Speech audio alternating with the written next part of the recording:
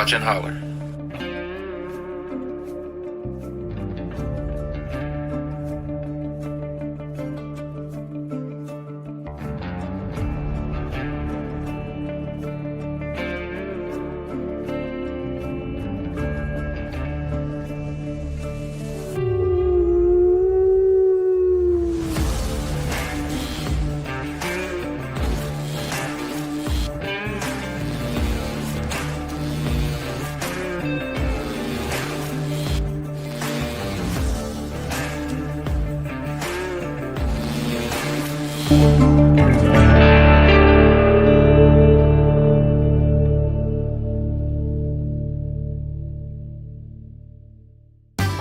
Please like and subscribe. And hit that bell.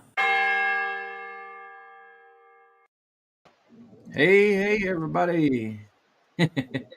We were almost late. We were running our mouths. Or Kain wasn't, but me and Greg was. We wasn't really on. It was just like making an entrance, Roger. Y'all looked up, there were 16 seconds left. And I'm like, oh, crap. All right. That's what happens when you get to talking amongst friends. But hey, how many people got in here? Can you tell? 8. Oh, we got 16. Okay. Y'all, So mine's going 8.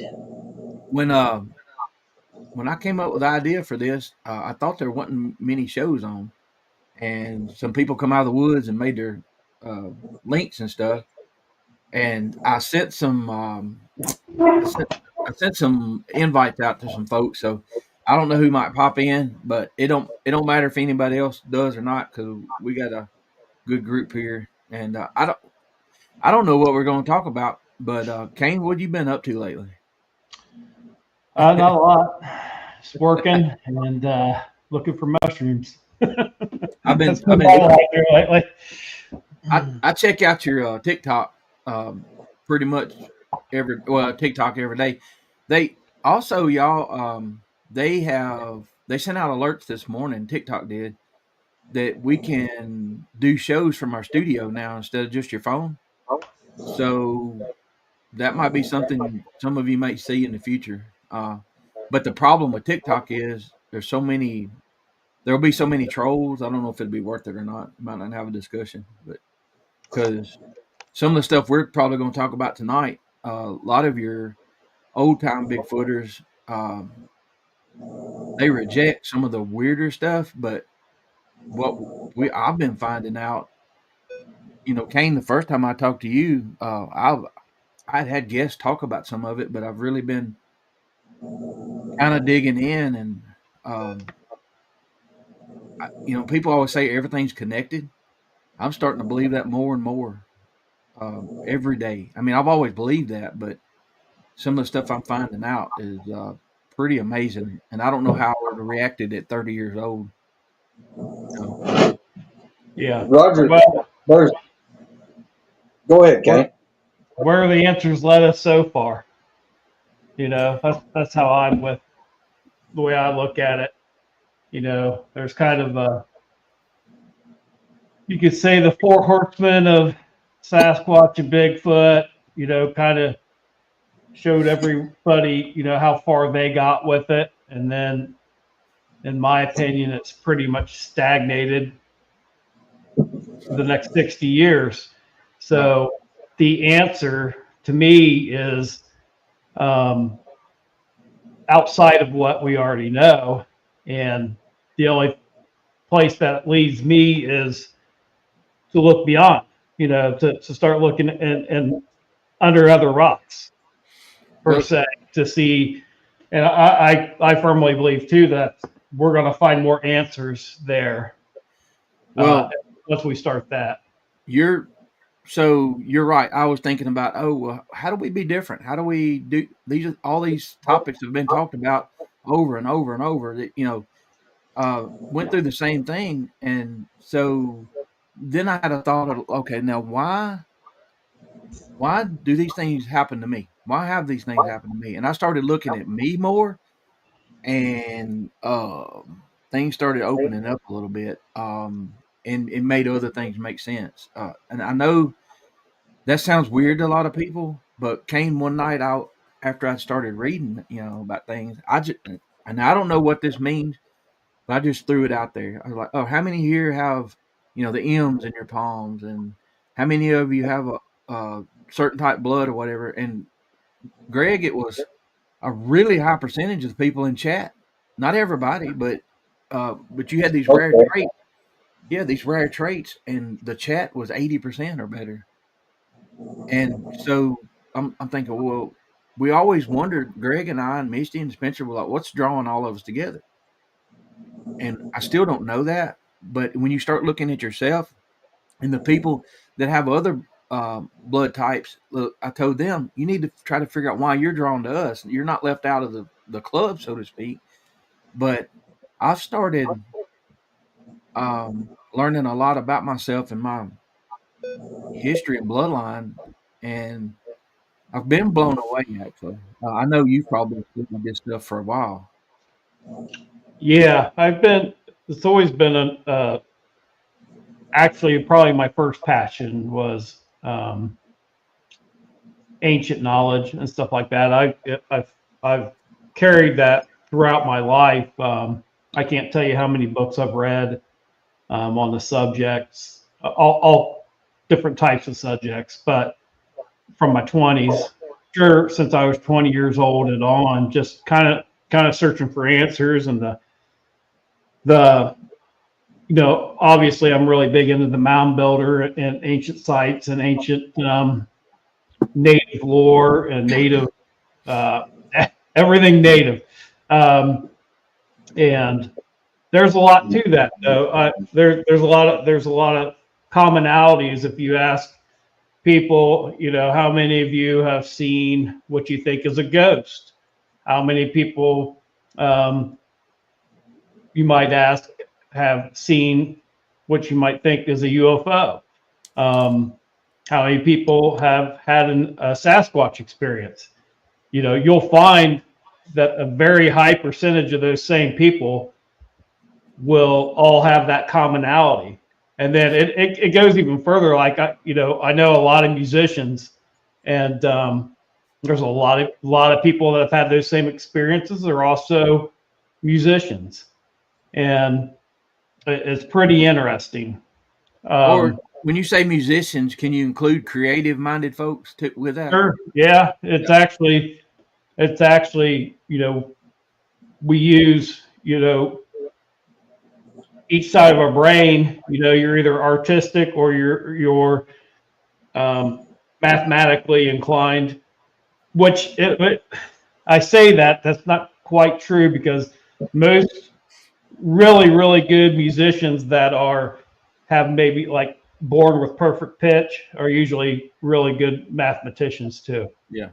So it's almost like I've always felt like I'm this is self-diagnosed, of course. I've always felt that I'm a half and half, left brain, right brain, because I'm ambidextrous. I can do just about anything, either way. I'm left eye dominant, but then I write with my right hand, and I'm all messed up. I throw a football left-handed and whatever. So I feel like if I want to draw something, I can look at a picture or a scene or whatever from my head, and I can draw it. You'll recognize it, but I'm not an artist, so to speak. I can't make it look real. Songs, I love the guitar. I got so far and then kind of didn't go further with it, but I'll get it out and pick a little bit, But if you and Greg got an argument tonight, I'm probably more than likely going to see both sides of your story. You know what I mean? Like, yeah, I'm the same way. In the middle. So, yeah, I'm the same way. I'm it goes to even your zodiacs. I'm a Libra, and I have those traits. Undeniably have those traits. I'm very much a peacekeeper and someone else see both sides of the story. And it's aggravating sometimes. You want to pick a side, and you're like, well, wait a minute. Well, yeah. I'm a connector too, and I work for a mechanical engineering firm, but I went to college for industrial design, and then had I finished college, I was actually moving into becoming an art teacher, And for me, I'm a pretty good artist, really good with clay and stuff like that. And then as a musician, that's something I always had to work for. I was just stubborn. I know guys that are so gifted musically, and I'll never be that. But I was stubborn enough to stick with it for Yeah. since I was, I don't know, 8 years old or something. So And it blows you away the people that are naturally gifted at things. Like my best friend growing up, he's like a brother, still is. I don't see him all the time, but um, he was like, "Hey, play this here. What chord is that?" Well, I showed him like 3 chords, and he left me in the dirt. And to this day, he don't know what chord he's playing. He just know what it sounds right. But yeah, he can listen to a song and he's playing. So that's aggravating too. I'm like I can talk about a lot of stuff or do a lot of things decent, but I'm not great at anything. So um, it's like, and it's aggravating at times. And I'm yeah. my own worst critic too. So, but That's there's, you know, talk about 432 and all the different frequencies. right. Each one of those frequencies has a color that's related to it, and those colors are related to the Eastern religions, the chakras. Mm-hmm. That's directly, red all the way up to what is it, violet. Those are all associated with a color. And some people that can sit here and play music can almost see, like, they can see the color of the note. That's someone that's truly, like, I'll tell you how far of a gap it is. I've tested my own ears, and I'm one point away from having perfect pitch, and that is a C compared to someone that does. I mean, it's I can play and I can hear the notes. I can play the guitar, bass, whatever, and hear it when I hit it. But I know guys that can sit there and just tell you exactly what the note is sitting in the car. Right. It's a C sharp, and like nothing. They just know it. And mine's been a learned thing over time where I got away from it from a while, and then I started listening to songs different, like just focusing in on the guitar part maybe, and I can find it on the net, but it's not a easy thing. I mean, it's not like you're saying instant. You're probably light years ahead of me, but I can find it, but it's I have to work at it. And like you're right, people say, "Oh, that's a A," but you need to play it right here on this fret because that's a, and then, they know what it is, and I'm like, it blows me away. Yeah, But it's I started playing guitar, but in all the bands I've ever been in, I've played bass, and that really taught me to listen to music differently. Because as a guitar player, I always listen to the guitar, yeah, and the bass has actually taught me to to hear the bass for one. A lot of people don't, when they're listening, unless it's really pronounced, they don't right, hear it. But and a bass player in a band is listening to the drums. We really don't care what's going up on, what the singer's doing, right, and most of the time when I was on stage, we play really big shows that I could never hardly hear myself, but yeah, I would crank up my bass enough and I would stand back against my stack and I would feel the vibration, and that yeah, vibration would tell me whether or not I was in key. It was like you could feel when the note, when you're off. It was really strange, but that's how I used to kind of survive those big shows. Is just I would crank it up, and I have my own monitor too, so I would feel it, and I would just feel whether I was in key or not. well, bringing up all this off the bat, I mean, I told you a little bit what I want to talk about. The and with Greg, we saw something together, me and him and Peyton at his man cave. What, 2 weeks ago, 3 weeks ago? A couple of weeks, 3 maybe.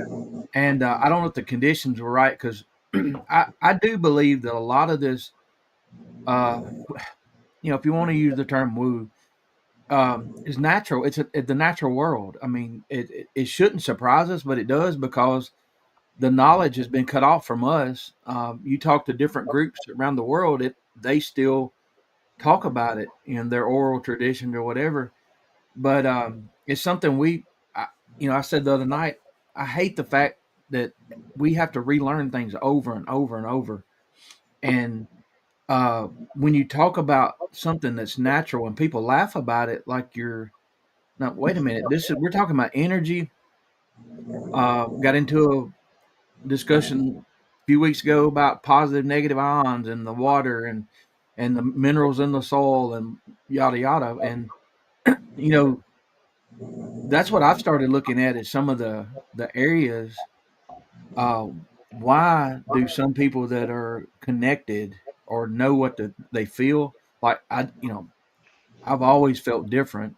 We'll get into that later, but when you start picking up on some of these things, it scares you sometimes. But then when you realize it's natural, it's not as scary. And just the fact you brought up 432, we started delving into the different. Is it megahertz or hertz? Hertz, yeah, Hertz, yeah. Well, we started doing that, and playing it over the speaker. And some of the ones I would play, man, I would sleep so hard I'd wake up not even remember tossing around, And there's something to all of it. Today, 2 years ago, if you'd have said I'd have been outside grounding with my shoes off, I'd have laughed at you. But right. I know people think you're crazy, but I could feel the difference within 3 or 4 seconds. I believe it so much. I have barefoot trails. You're not allowed to get on the trail unless you're barefoot. But here's what inspired me for that. The native culture, the mound builders. I learned, how a lot of them picked where their sacred sites were. They could feel it. You know how they could feel it? Through their feet, because they were barefoot. There's still places today where if you go up to where some of these sites are and you put your hands on the rock, you can feel a vibration there. And the ancient people, obviously, were way more in tune to the earth, and those sites, they knew there was something different about these sites. And a lot of these sites fall on ley lines. A lot of them have vortexes throughout, which is something I'm studying right now, how to see that in the wilderness. I have a guy that's slowly teaching me about that. He's a Native American, and but there's places where he showed me that you can actually see it in the woods and how to look for that stuff, and it's really amazing. But you think about us, what's the first thing, what's a big difference between us and the Native Americans is, well, we wear shoes. Yeah. So a lot of that is that connection to the earth. It's plus they're barefoot. That's why, and I just do it. I have a trail that I do, and I have a lot of places where it's almost like you can sit and places to meditate. You can, I have a place up there where I go up in the summer and drink my coffee. You just feel better. Yeah. You just something about it, and your feet will feel alive for hours. Like when I come back from doing these barefoot hikes, it'll be 6-7 hours. My feet are tingling. They're, I usually clear all the thorns and stuff away, but it's still rough on you if you've worn shoes your whole life. So, but your feet feel alive. You your feet are there after you do this a few times, and it's pretty cool. Well, I had somebody tell me, and I mean, I'm not gonna mention names, but somebody told me that they feel the energy at Greg's spot there. Now, I rolled up when I was about 20 or 21. Accidentally, we had a guy driving, and he made a wrong turn in Arizona. And when you make a wrong turn in Arizona, don't tell somebody. you're not just going to take a side road and get back on where you either got to double back or go a long ways north to find another way. Well, we end up going through this town called Sedona, Arizona. Oh yeah. And I felt like I won't say my skin was on fire, but I was tingling. Everything seemed enhanced color wise. And my head, I'm looking, I'm like, what is going on? And we stopped at the church that the artist built, and we stopped and went in and signed the booklet. And I just felt so energized and weird, and had no idea about Sedona until, maybe 20 years later.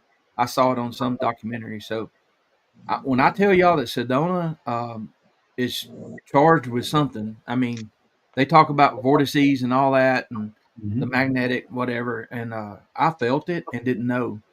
Now, when you talk about the mounds, I've been talking to Kenny and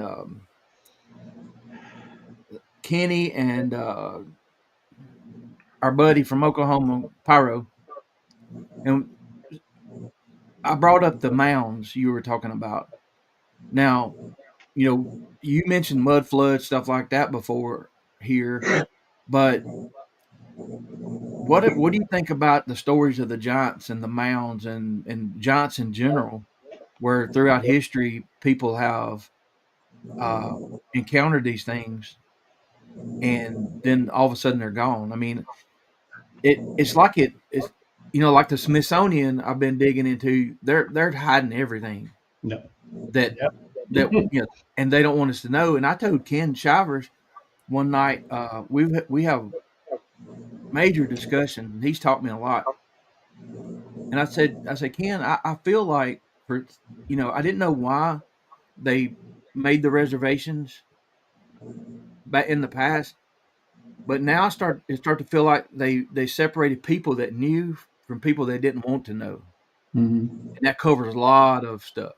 And I said, and the longer that you stay there, and the oral traditions are not being passed down because the younger people are being more inundated with the commercials and TV and all that stuff, and they don't care, which some have brought the concerns up. If that oral history goes away, it doesn't exist anymore. Yep. So, just like cursive. There's so much I can say on this. I know, I'm sorry. No, it's a topic I'm super passionate about. Actually, at the end of my road, the place I live in is named after an Indian mound, and it's at the end of my road. And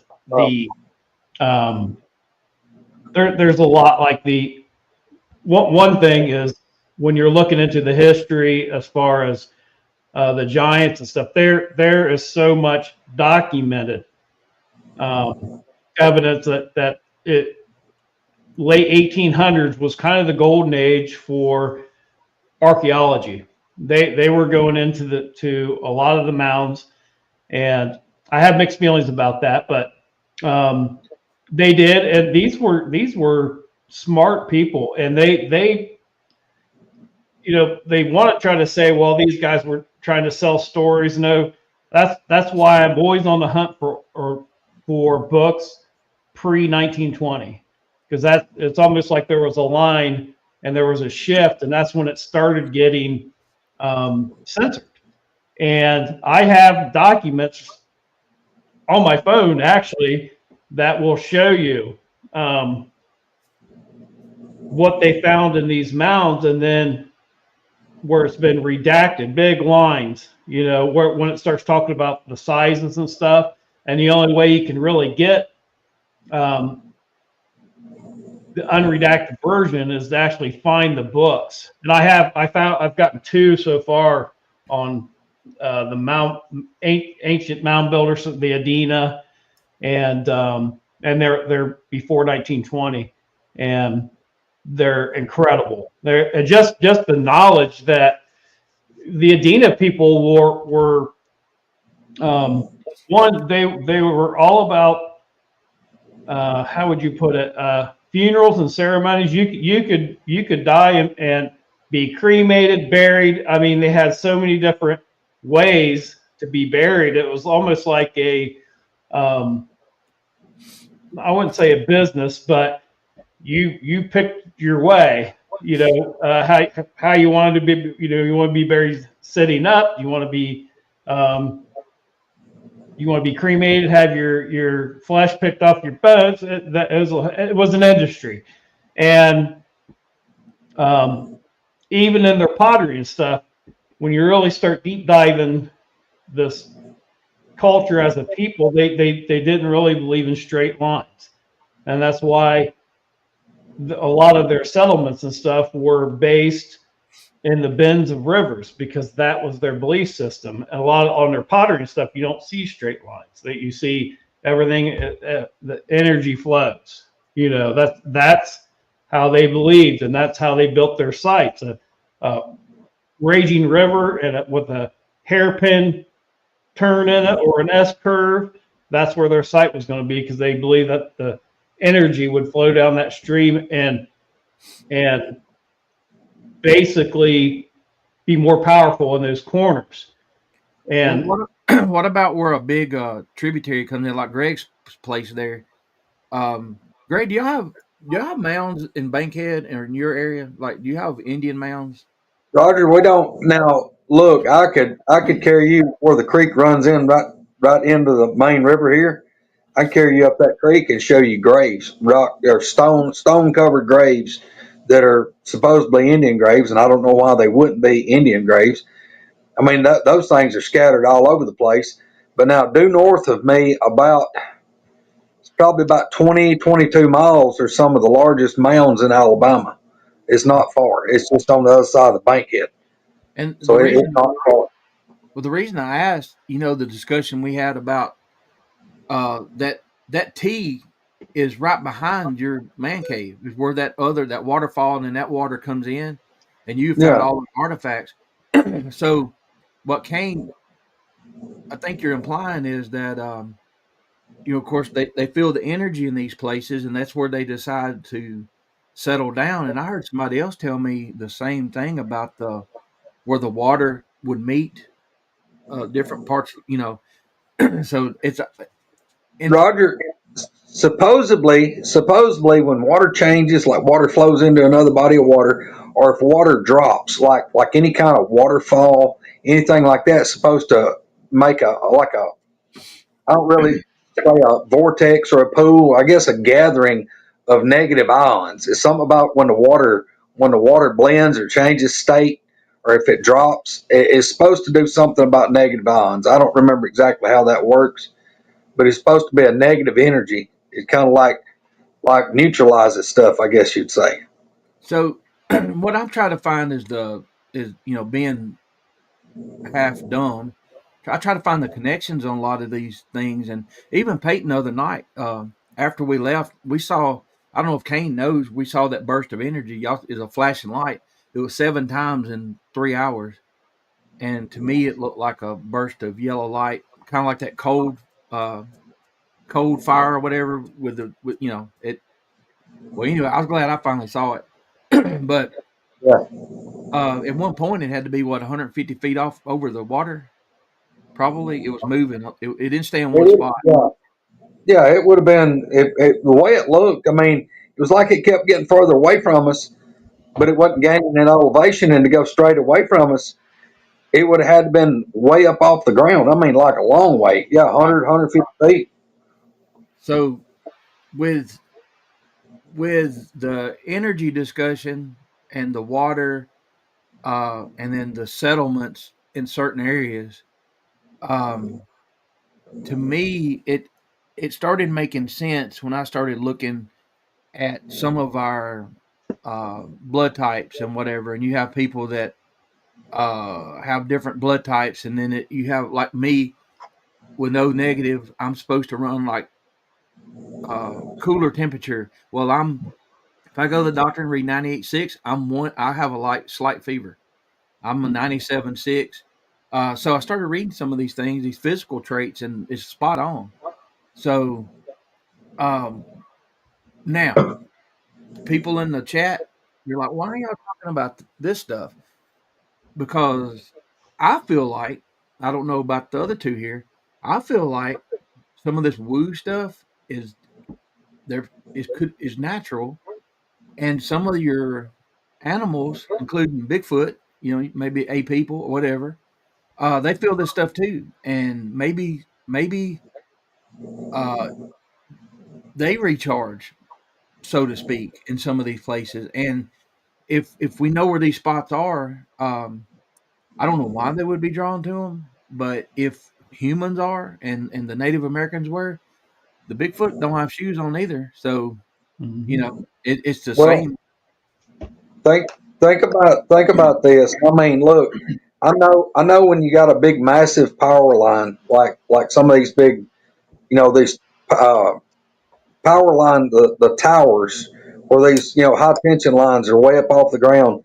I know that you got, they keep it pretty much cleared under that, and it makes it where people can see a lot further. It'll be an opening in the woods where you can see a long way, and it's a big right of way for these things. But look how many people have reported seeing stuff near these power lines. Are they? I mean, is it just because that they can see them easier, or is it these things are kind of pulled too? Maybe the electricity emitting the static or something in the air from those power lines. I mean, I don't know. That's just one of those deals that me and Coonbo and Troy Allen have all talked about. That it's nearly like these things are drawn to the power lines. So, okay, Kane, we're talking about energy and we're talking about stored energy and whatever. So, Misty said when you rub quartz together, it lights up and sparks. Now, I've seen that now because I've started looking for that stuff. Um, do you, is if that energy is stored, is that part of it? Is that what we're feeling when some of us or feel the energy change? Could it be the rocks around us or whatever the minerals in the soil, or is that what we're thinking it is? Or I think it's more than that, but okay, I think it has a lot to do with it. I think there's something more going on there that we don't really understand. But you know, the reason, at least why I'm interested in this topic is, I can't tell you how many times I've seen lights out here. How many times I've seen, I could go out here tonight, and if I sit out here long enough, I will see something strange in the sky. If the skies are clear, um, it just happens. It happens, and it happens pretty frequent. And I have witnessed lights and walked right to them on more than one occasion, and there's nothing there. I've had it. Eric and I were in. I'm pointing this way because that's where the backwoods is. We were back here, and we were behind the cabin, and the entire front of my cabin lit up like a spotlight, and we both, it illuminated everything, and we ran around the cabin. He went this way, I went that way, and we met on the other side, and there was nothing. And we looked at each other kind of like, what do you do with that? No right. one's going to believe you. No one's going to believe you. And there's things that happen out here. When things are around, that's a lot of this stuff. That's another thing we can get into, but I don't know what you would call it. Kind of like sonic booms. They are they're as loud as a car crash, and it happened. And I always freaks me out because I'm surrounded by giant trees out here, and trees fall. And when that happens, I always think that a tree just fell and landed on my truck or whatever. And it's never happened. You go out there, and I don't know. Some people call it like a power knock or something like that. I have a theory that I'm kind of working on that's pretty woo, but I'm wondering if something isn't having a mini sonic boom that because it's breaking the sound barrier. Well, And Kane, can I add something to that? So when I saw the UFO when I was 17, the one thing it took me years to realize it left. It went straight up into the clear night sky, and it was so fast. My first thought was like, if I'd have been on that, I would have been like all on the floor. You'd have, those G forces. I mean, would have just crushed somebody, right? Yeah.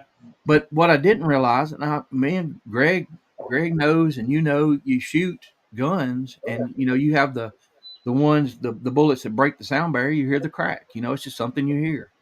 That's what it's doing. Well, I heard no sonic boom. Yeah. Right. So if you take something like that can move and it manipulates the atmosphere around it like the Blackbird does, the airplane that we had and retired, then what if this is way out there, kind of what you're saying, what if it's sitting still but it ejects something out into the atmosphere, and I'm just spitballing, and before it can either manipulate the atmosphere or it doesn't, this is stupid, but you see what I'm saying? Yeah. If it releases something at that speed, then you're going to hear that boom. So I know that's just a wild statement from what you just said, but I have seen one move so fast that it should have been such a loud sonic boom. There was nothing. Mm-hmm. So, or what if, well, I don't know. What if, I don't even get into it. I'll let y'all talk, because I sound crazy, but from the stuff I've seen myself, and we're talking science. Yeah. You're not talking like, okay, well that's crazy. That's something on Buck Rogers or whatever. No, that's just the way it is. That you've seen, I know Greg has seen the pictures that they take at the right time, and they get the sonic boom happening, the split, and then I haven't ever seen it slam back together, but anyway. I'm actually working on a video that I'm going to release probably within a week or two. Been working on it for a while. Our reality is different. Every person here, the way we perceive our reality is, and this is science. And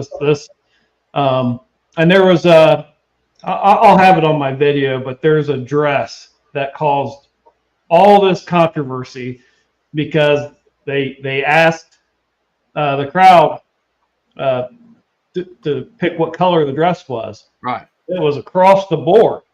And what they found out is that some people, I think it was blue and black. Some people saw white and black. Some gold and white. It was crazy.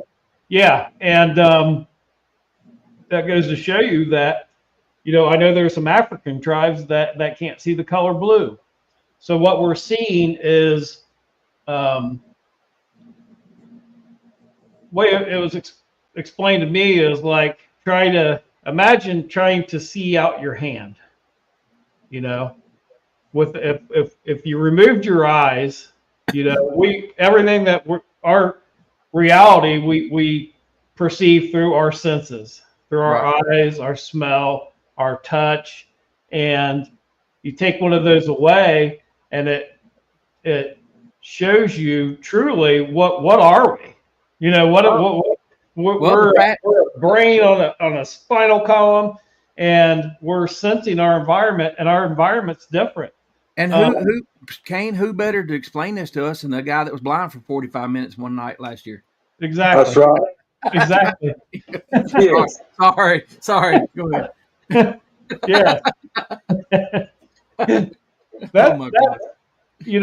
And you can go on and on. So you get back to why are certain people drawn to this? Well, maybe this grouping of people can see another spectrum. Maybe they're seeing just one spectrum more than the other person, or vice versa, or sense things a little bit different. And that's why you have a guy that has never experienced anything and a skeptic about everything, because that is his reality. Just like a schizophrenic person hears voices in their head. I know this very well because I have a family member, and you don't tell them that they're crazy, because that is their reality. And you have to deal with someone like that. You end up getting a lot of counseling too, and that's the first thing they tell you is like, that what they're hearing is as real as us talking. Right. So, And I first and had that thought. who's to say that they're not? If they were born 50 years ago or 500 years ago, they probably would have been a shaman. Well, Yeah. and I had that thought when my son-in-law told me, I see things other people don't, and he told me an account. He was in Franklin, Tennessee, and everywhere around here there were battles and skirmishes and stuff back in the Civil War. But he said he saw a soldier dressed but he said the thing was, he looked like it was in an amber, an amber window kind of sort of, and he looked at him when he went by, and the guy was like, "Do you see me?" He's like, "Yeah." He said, "Man, it was like, well, I walk these streets all the time, and not many people see me." Well, whether he was lying or not, it gave me the idea. What if, we all see here in the spectrum, and because of maybe he's dropped on his head when he's a baby, whatever, or he's wired different, he sees 5 over, or in the ultraviolet or in the other range. Yeah. Yes, sorry. exactly. No, you're good. But I think I don't know if I could do it on here. I use this to show people when they're, let's see if you can. There you go. Tony Stark. Through it. Yeah, you start looking through it, it gets 3D, and you see all these spectrums of light. And when you point this at the sun, you look through this through the sun, and it's almost like you're looking into another space, another reality. And what I use this for is to try to teach people that we're only seeing a spectrum of color from here to here, right. And that doesn't mean the other spectrums don't exist. Just like sound, we have a range of sound that we can hear. So that doesn't mean the other sounds don't exist. Right. Infrasound, stuff like that. So those are all the areas I believe that we need to start looking into for research. Because I do believe the answer lies closer to that than where we've been the last 60 years. Well, let me ask you this. So I just found out recently that the color purple does not exist. Yeah. And so if it doesn't exist and our brains create the color purple, what does purple look like to different people? You know what I mean? Yeah. You can't explain it. I mean, things like that blow my mind. You remember when you were on the show when I talked about, I found a butterfly that had no pigment. But it looked green because of the markings on the butterfly was the exact length of the green wave. So it appears green to us. That stuff, that's mind blowing. And it should cause us to look other places, but we don't. I mean, I don't have the equipment to do that, but just talking to some of these people, and then honestly, they'll sound crazy. I know we sound crazy to some people. Oh yeah. But then I always go back to this. What if all that's true? Yeah. Here's what you need to look at. Not what if it's true, how could it be true? Yeah. So that puts you on a right path. Don't just dismiss it. Yeah, that's for me. I have people that think I'm a flake, but I'm just being honest with the experiences I've have out here. I'm just being. I look at that. I'm more honest than the person that is scared to say something. Exactly. I'm just being honest, and I don't care what people think about what I experience. And the thing is other people come out here and they have experiences. Right. People that aren't Bigfoot people, aren't Sasquatch people. I have a lot of people that have had experience that. My sister got hit. hit with something out in the backyard, and she came in and she's like, I think something just threw something at me. And I forget, it was walnut or something, but there's, the one place I have here that doesn't have trees is my backyard, and that's it. My pond, my backyard.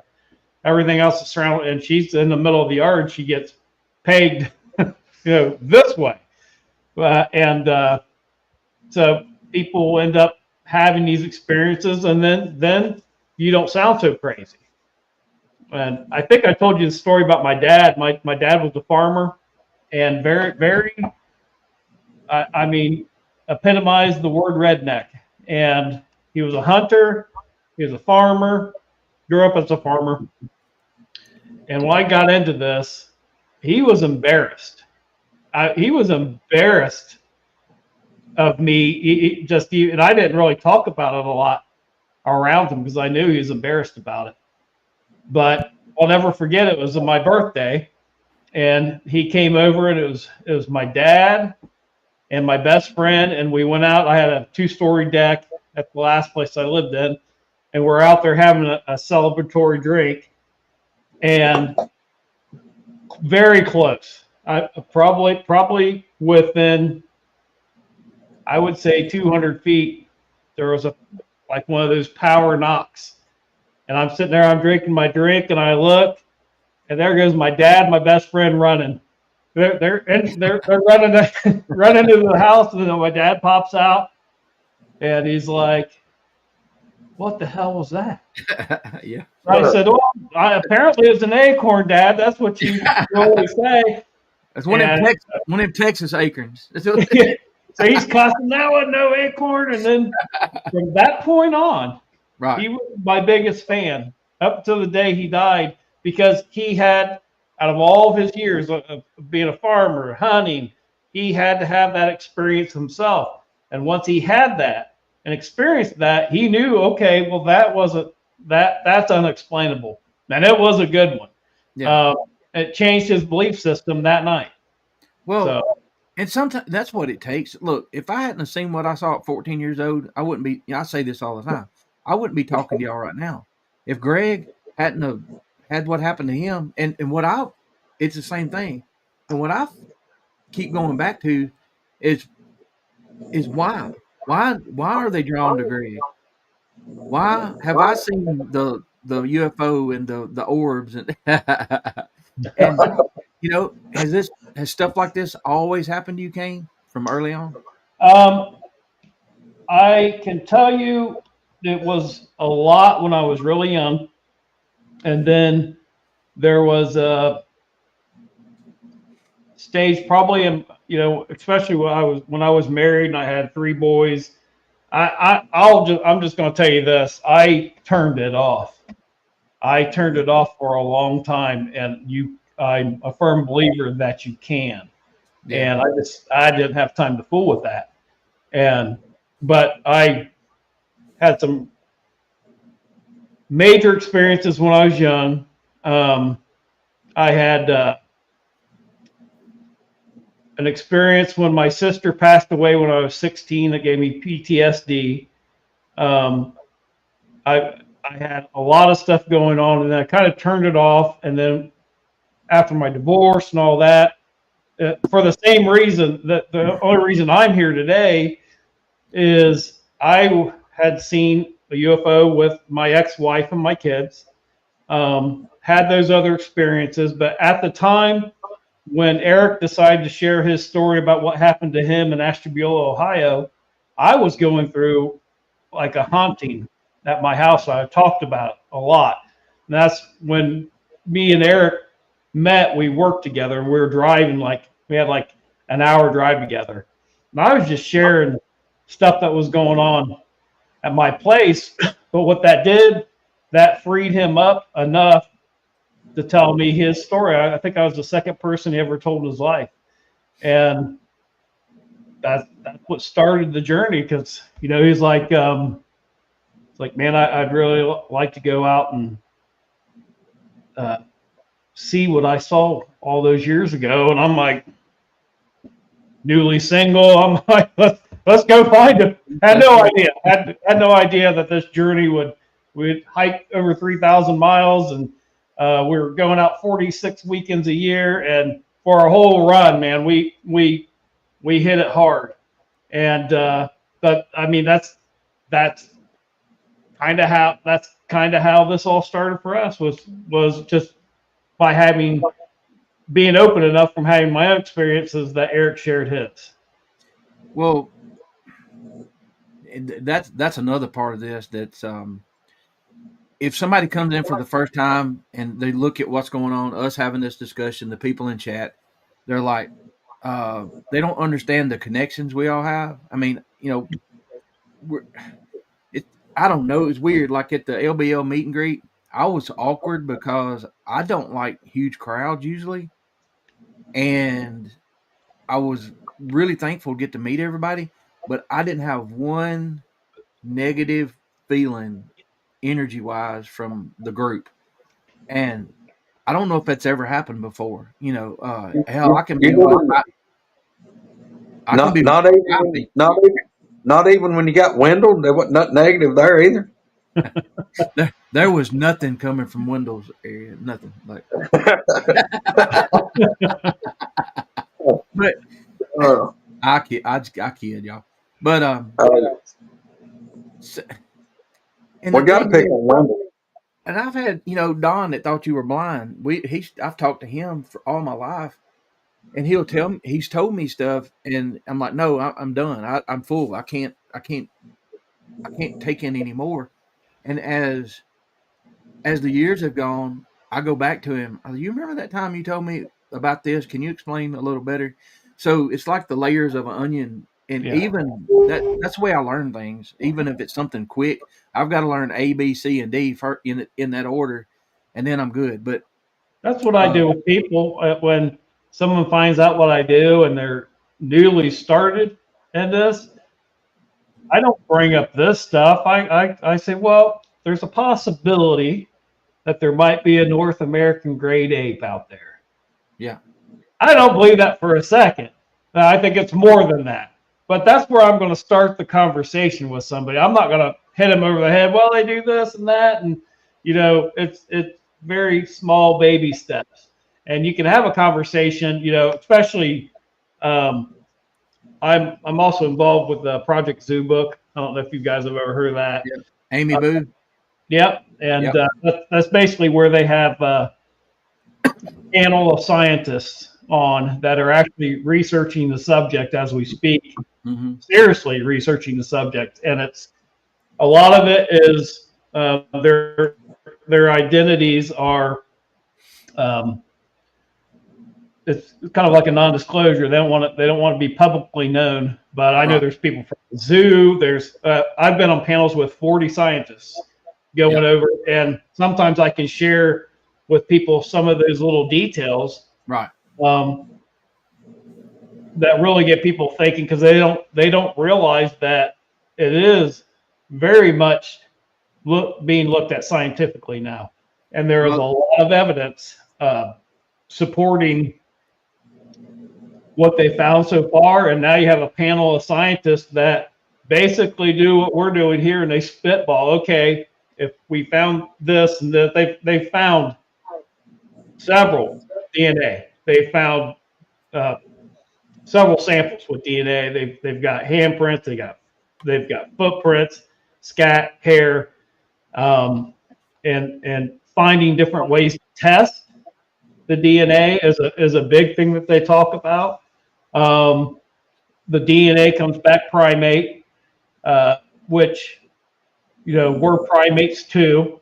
Exactly. So that's a lot of the discussion as well. Is you know, people think that, well, just once you get DNA, it's over. It's not, because we don't have the entire genetic sequence complete for something like this. So they have parts of the DNA, but they're going to need a male and female, the entire genetic code, to where that's when it's really that's when you can start tracing the bloodlines and what part of the tree they came from and stuff. So they're not there yet, but they do have DNA. I mean, I can confirm that to you right now, they have DNA samples. Well, Amy, I had her on when I first started, and she mentioned that project. And look, it's going to take. We can tell all the stories we want to, and we can have pictures, and we can have whatever. But it's never going to. And we don't have us three sitting here. Nobody has to prove us anything. We know. We know better than a lot. But that's what it's going to take is for people like that. And I like the fact that they can stay anonymous. Yeah. And Roger, for me, the whole deal with what I've seen and what I've lived through, been through, I'm not trying to prove it to anybody. no, I mean, if they want, the people that I know, that I care about, that I trust, that I brought here have had encounters. You've been one of them. My deal is, other than dragging a body out and being live at 5 on TV, and you're still not going to really prove it to nobody. no. I mean, I don't. That's another reason that I'm not trying to prove it to anybody. I don't try to take pictures. I don't even write anything down. What I've had happen to right here, and Right. I don't. Which now look, I'm in all the time at the stuff that Kain posts, that he goes out in the woods and stomps and walks and finds. And honestly, if my health was a lot better with my leg, Kain's kind of got me. He's kind of spurred my interest in really going and looking for these things. But there again, I've had so many bad encounters with these things. I'm not real keen about traipsing out through the woods trying to provoke them. Yeah. Mine are not as docile as Kain's seem to be. Well, I think that you establish that relationship. One thing I've never done is run out of my cabin with a gun to shoot something. And when things happen here, it's terrifying at sometimes. Other times I'll be out working. I'll be doing whatever, and I'll hear a really loud knock or something. I don't even look up. I just wave, and it's a very passive thing that I do. I was in the woods 5 hours today hiking and came across a bunch of stuff I'm going to do a video on. And I was mushroom hunting, but everything always leads back to this, but I hear some of those old stories where the old frontier stories, and they like Ape Canyon stuff, and they come in and it's violent. At least in my mind, I feel like you establish a relationship, and like in my mind, we all have to live out here together. I live out here. I'm 45 minutes from emergency services. I take 5 steps out of my cabin. I have no cell phone signal. I have no GPS. I am in a dark spot on this earth. Considering a satellite image, I'm one of those people that's living somewhere out off the radar. And the reason, like Greg and I thank other people for doing what they do. What you're doing helps us eventually, because there's a difference, I believe, in investigator, which I might be investigating some things, and he's the actual researcher, because when you're documenting everything and going and using different techniques, that's researching, and all that's going to do is help us in the long run. We're getting together talking about this stuff, but I'm probably never going to get that picture. I mean, because if I do, they're going to scream it's fake anyway. So yeah, you're right. But the thing is, I enjoy talking to you because you have made me look at things that I knew about in different ways, and that goes back to having an open mind. You've made comments before, and I'm like, huh.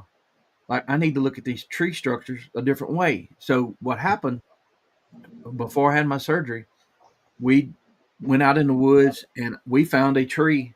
Now, we found another one at our hunting spot in the south end of the county. And when it was broken a different way than what we were used to, I said, Peyton, what's down that way that's new? He said, some people put a tree stand down there. Those new people. I'm like, oh, okay. So you made a comment one time that made me look at these things a little different. may not mean anything. We found another one, Kain, on the north end property. Same thing. It was broken the same way. Yeah. The limb was broken, laid over, and I looked straight over, probably 25 yards was an old well. Yeah. Water source, right? Yeah. I don't know if that's what it means or not, but the fact that I'm looking at things different now because of you, maybe they are communicating with each other with this stuff. So, Well, I appreciate everything you do. And I one appreciate thing I do is I have a very strong vetting process that most people don't realize. But when I'm sharing stuff publicly, it's usually probably 2 years old to me. I've already kind of went through and vetted my own stuff, and I don't put something out there that is a theory or a guess. I've already got the documentation to prove, like with the tree structures. I already have the documentation to prove that it is not natural. And the problem with sharing that is once you do, everybody can see how to do it, and then you start seeing people faking it. exactly. So that's kind of the way that I feel like, really, in this specific area, I kind of feel like I'm the tip of the spear. So as long as I kind of keep that under wraps, then that enables me to study it longer. Because my biggest fear is to share something, and then after that, I can never go back and copycat. Yeah, and just kind of like calls. Calls, once the calls start getting really popular with certain shows and stuff. Now you never know. You know what I mean? And it's also once, because I know calls work. I've witnessed it. I've seen it. Bear and Kumba, both those. Those guys at that time was awesome. That also desensitizes things. If every weekend someone at Salt Fork here in Ohio is doing calls, you're every weekend, there's only so many probably Sasquatch in Salt Fork. Right. And after a while, they're like, yeah, I'm not responding to that. That's the who's over here. It's the same way with turkey hunting, Kain. If you go out and you're turkey hunting, they recognize your calls. They're that smart. They're not a smart animal, but they're that smart. They'll recognize your call and then, no, that guy's trying to kill me. So I can tell you for a fact is every individual here has its own response. So if you hear a tree knock out there and you go, oh, you go knock that tree, immediately as soon as you do that, it knows you're not part of the group, because that is not how it's regimented. Right. And each one has its own specific response. And these responses are not immediate. These responses are 8 to 10 minutes apart here. And it's just like if the three of us decided we were going to go sneak through someone's property and we didn't want us to get caught, we would come up with a way to contact each other, and it would be slightly different from three other people. Right. So it's not only just the protocol here, it's the protocol of these individuals. Right. If these individuals are individuals, it doesn't mean it's going to work everywhere. I know when I'm sitting out here, and all I've had to do is just listen long enough to recognize and figure out, because for years I thought it was one going around my property.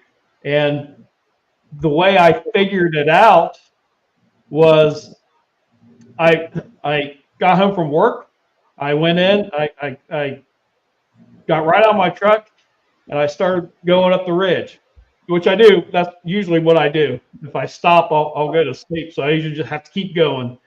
I get home from work and I hit the woods. At that time, When I entered the woods, there was a 4-wheeler out there riding around, and it was shielding my sound. And it's kind of pissing me off a little bit too. I don't like, I like quiet, but I'm out there, and so I'm up on the ridge, and the 4-wheeler went down the road. But when it went down the road, it sounded like it was coming right down the driveway. And when it started getting louder and louder and louder, and it was close to me. And immediately I dropped down by this big tree, and I'm like, they don't know that I'm out here because the 4-wheeler has hid. So I sat there and I did not move. And I waited, and all of a sudden, all around the property, I heard those responses that I always thought was the same one. And now I'm like, all right, now I'm in the middle. I'm right smack in the middle of these things. And I waited. My legs went numb. It started getting dark. And I mean, started getting really dark. And my legs asleep. And finally, I had to get up. As soon as I got up, I tripped and made a bunch of noise, and it just went silent. Like, now they know I'm out there. And but from that point on, I do that. So now I can sit out here on my deck when they are around, because they're not around all the time. But you'll hear that first response, and then I've had people here. I'm like, no, just wait. Look at your phone. Wait for about 10 minutes. You'll hear the next one, and then I'll be like, just chill out. Yep. Wait another 10 minutes.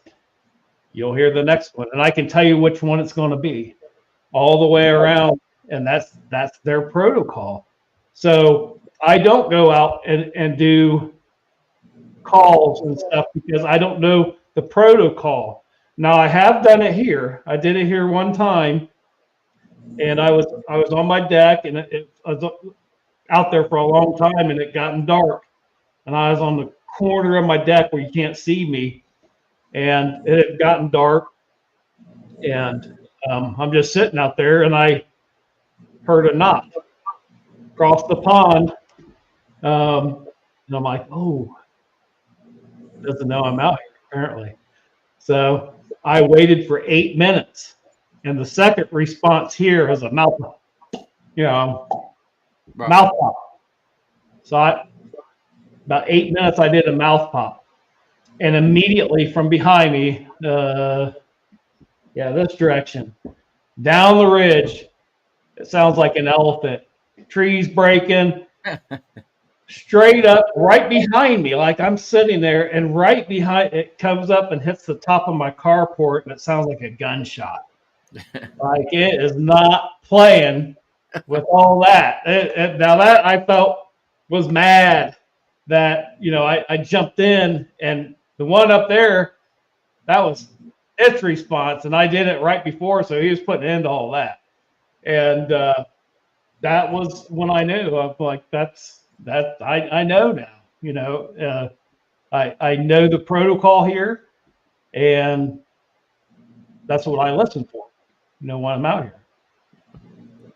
Kain, have you ever thought about coming up with your own, like maybe clap your hands twice, or come up with your own thing that this identifies you? Like when you hear them do that, if you would answer something that was specific to you, different than them. I do already. I do. And I was told this, so we'll see if it ever happens. I do a couple things. I do my identifiers every time I see a structure or something. I made 2 of them today. When I'm out hiking, I usually making out of bark. I'll make a little thing, and when I see those things, I just hang it on there. I just hang it in nearby.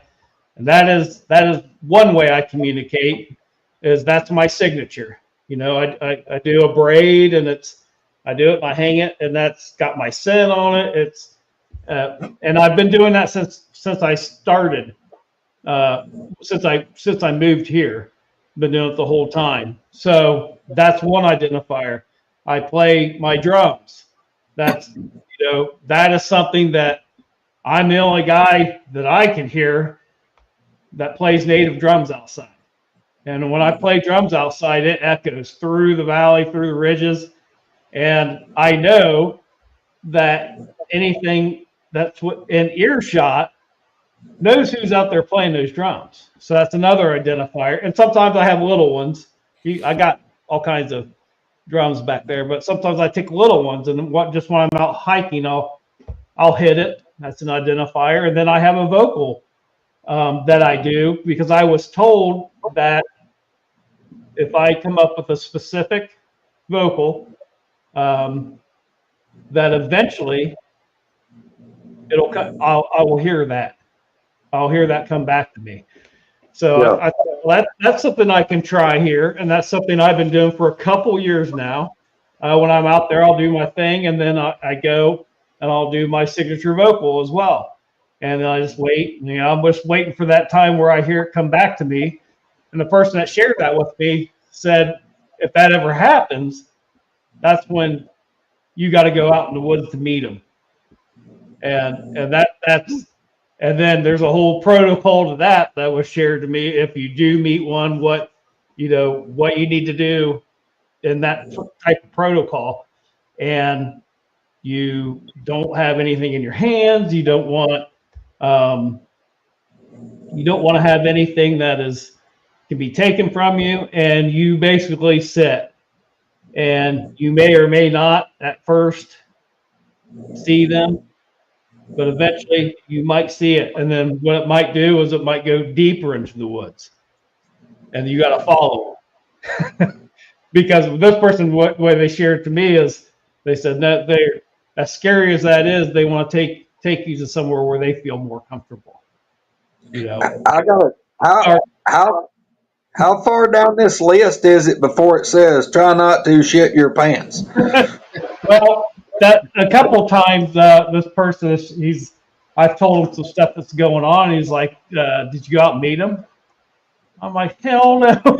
And he's like, the way this guy, he's like, Kain, you got to grow some balls. That's what they want. You got to get out there. You got to get out there. It's dark, no flashlight, no fire. You got to go out. If you really want to have a visual and establish something here, that's the next step. So I don't know. I believe this probably is how it will happen.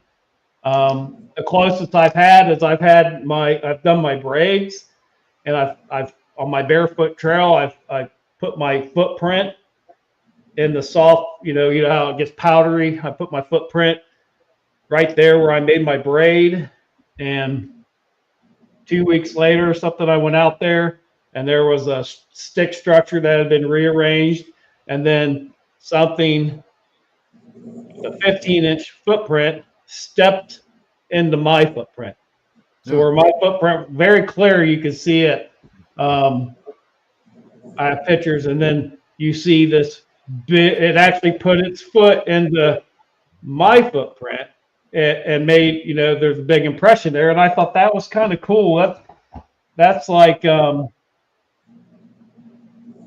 felt a little more personal, like just what I do when I find one of their prints, I put my hand in it. Sometimes I'll take my shoes off, or if I'm on the barefoot trail, I'll put my foot in there. I want to see what it feels like. I want to see how far my foot goes down into the earth, the compression of it. And it's almost like doing the same thing, like just like, what's this little white haired guy all about, But I feel like we're slowly establishing something, some kind of relationship, if any, tolerance. Well, okay, what you're talking about right now, and I know I got it. There's people out here that if they hear about all the things that I've experienced here and over here in these woods, they got to look at me and go, well, why ain't he doing this? Well, why ain't he doing that? Why ain't he doing this? I'm letting them let me have the encounters that they choose for me to have. I'm not pushing. I'm not pressuring. I'm not provoking in any way. And I've had so many encounters. It's crazy. But, you know, I don't know how to, people's like, well, if I was there, I'd have cameras here and I'd have recorders out. Mm-hmm. If I do that, I'm scared to death they're going to leave. Yep. Or it's going to provoke them back where I was when they didn't like me. And I'm pretty sure you've heard me talk about when I accidentally made peace with him, when I called that one's bluff, and he was like, he was disgusted. And it's just like, when I lean my head back, and I mean, this thing is like less than 40 feet. And that thing is breaking limbs, and he's huffing and growling and mumbling. And I leaned my head back because I'd heard him do the whoop, WHOOP. I'd heard him do it so many times. And I raised my head back and I whooped as long and loud as I could. And when I did, it was like you mashed the off button or the mute button. And that thing just right then stopped. And it was like 3, 2, 1, and you hear it go, just like he was disgusted. And Kain, that thing turned around and walked straight away from us, just breaking limbs, plowing through that old cutover, and went out there probably 100 yards. And he stopped. It's like, and he walked on and left. And from there on, we didn't have any more of the belligerent, the horrible, just raising hell on us, throwing what I call their 1,000-pound temper tantrums. They stopped doing that. And like, I've got my cabin here, and it's only a mile through the woods where I hunt and where I had all this stuff happen. And my neighbors, Roger can tell you, I've got neighbors right here. It's about 120 feet to another little house, and then a double wide where a husband, wife, and a son, and then his grown son and his wife live right behind them in a tiny house. They don't have anything happen. They don't never notice nothing. They don't beat on their house. They don't mess with stuff. These people they don't have anything happen. 120 feet right here, they come up, which this is kind of hidden from their house where they come up. They hit my propane tank. They push on the walls. They beat the walls. I've seen them standing in my yard. They've been seen multiple times in the last just a little over a year in my yard. I think that's because you notice. See, most people, you think about it, they don't notice. It's you only become curious when you notice. Like me, when I'm out following their when I'm tracking them, you don't think they're looking at like, look at this sucker right here. What's up with that? Now all of a sudden you're becoming interested to them because you notice them, then they notice you. That's how it works. Once you notice them, they absolutely notice you, and I know that to be a fact. Well, okay, that's a good okay. I told you I'm going to talk about some things. So, all right, we've all heard people say once you see one, you're marked, or whatever. Well, is that the case, or is we're marked from birth because of our bloodline, our blood memory, our whatever? I mean, what's your thoughts on that? It could be both. I mean, I think some of it is probably genetics, because I'm a firm believer that we all see things that are in different spectrums. So I think it's easier for some people to see. And I also think, too, was frequency. Like, when Eric and I started, we didn't know nothing more than anybody else. But we were out in the woods 46 weekends out of the year for years. Just right now, I'm out I try to make it a point to hike every single night out here. And because for one, I get to see things. I get to see just movement. And especially with the structure stuff, I can tell when things have changed. So I believe there is something. I mean, if you guys have seen my page, there's, I've got 3 pictures. I got the one where I'm standing there and I got something that looks like a shadow figure right behind me. And it almost looks like it has its hand on my shoulder. I was in Mississippi in a dirt cul-de-sac when I took that picture. And I was in the middle of a cul-de-sac, and there's no trees. There's no I have no explanation for that picture, but you see the shape of its head, okay? And then you see one of the pictures I got from my backyard. You look at the shape of its head. And then when we were, I think it was an outlaw trip, I think it was Standing Stone. You know, I went away, a whole group of us went, and we were cowboy camping, and just no tents, nothing. And I went away from the group. I went over the ridge, and I went out there to listen. And as I'm sitting there in the dark, it was so close. Hear a mouth pop. And I'm like, now the guys back there thought that was me who did it. And I have night vision. So I'm like, holy crap, and this thing's close. So I get my night vision. I look around, I find it, I see a face, and it's not looking at me, it's looking this way. And I go to take a picture, and my night vision blinks out. It's done, it's fried.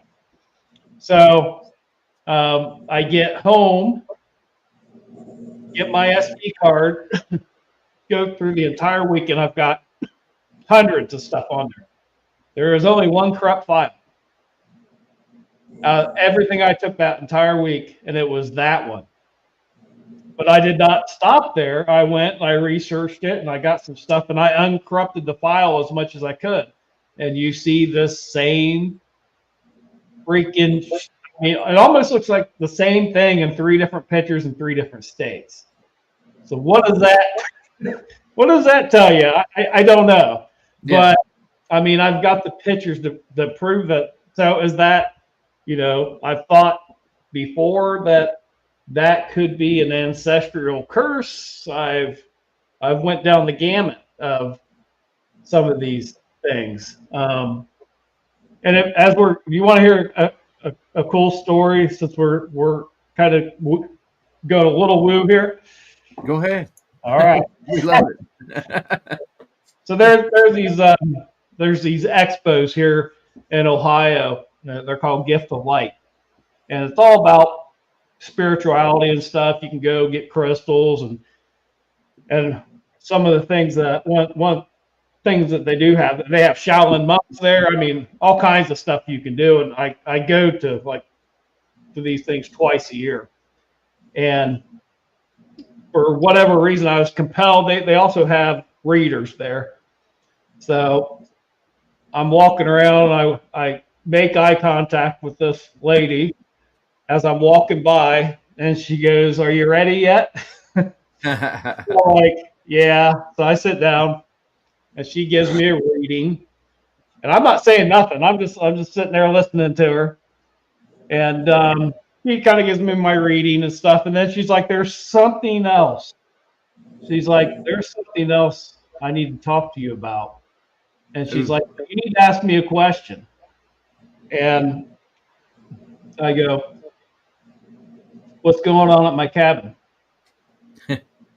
And she's sitting there, and she's like looking at me, and she's like, "Do you have a family living out in your woods?" Wow. And she goes "Do you have she's like, I'm seeing a family living out in your woods." And I said that could be. And she's like, "No," she's like, "This is weird."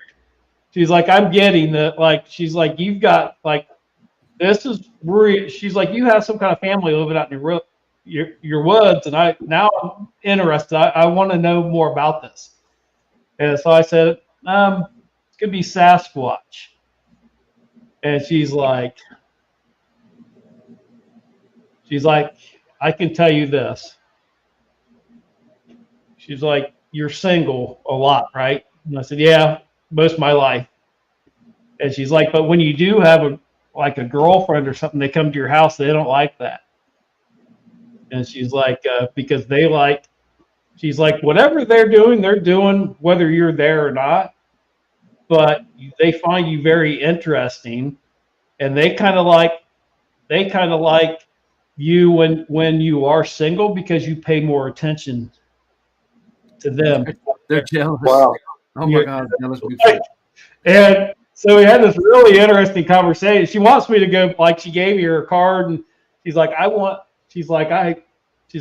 never talked to somebody that's had something like this. She's like, I would love to work with you a little bit more, and she's like, more for me than for you. She's like, this is like, she goes, I knew it was something different, and she goes, I knew they like to watch you. She's like, and I know that when you've had females over, they don't like it. Isn't that weird? That's wild. And, yeah.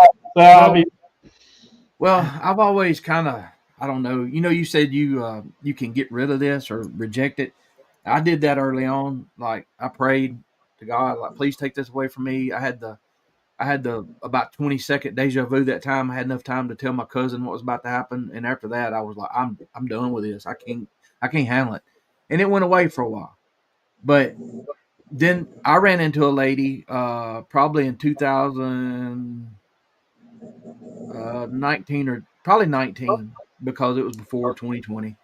But anyway, I was in an old country store, and I was talking to the owner, and she was pretty odd lady, but I love talking to her. And this other older lady came in, bought her stuff, and was standing there looking at me. And I just looked down at her, and she said, "Can I see your palms?" I'm like, okay. So I held my palms out, and she looked up at me, and she said, "You don't even know, do you?" And smiled and walked off. I'm like, who does somebody like that?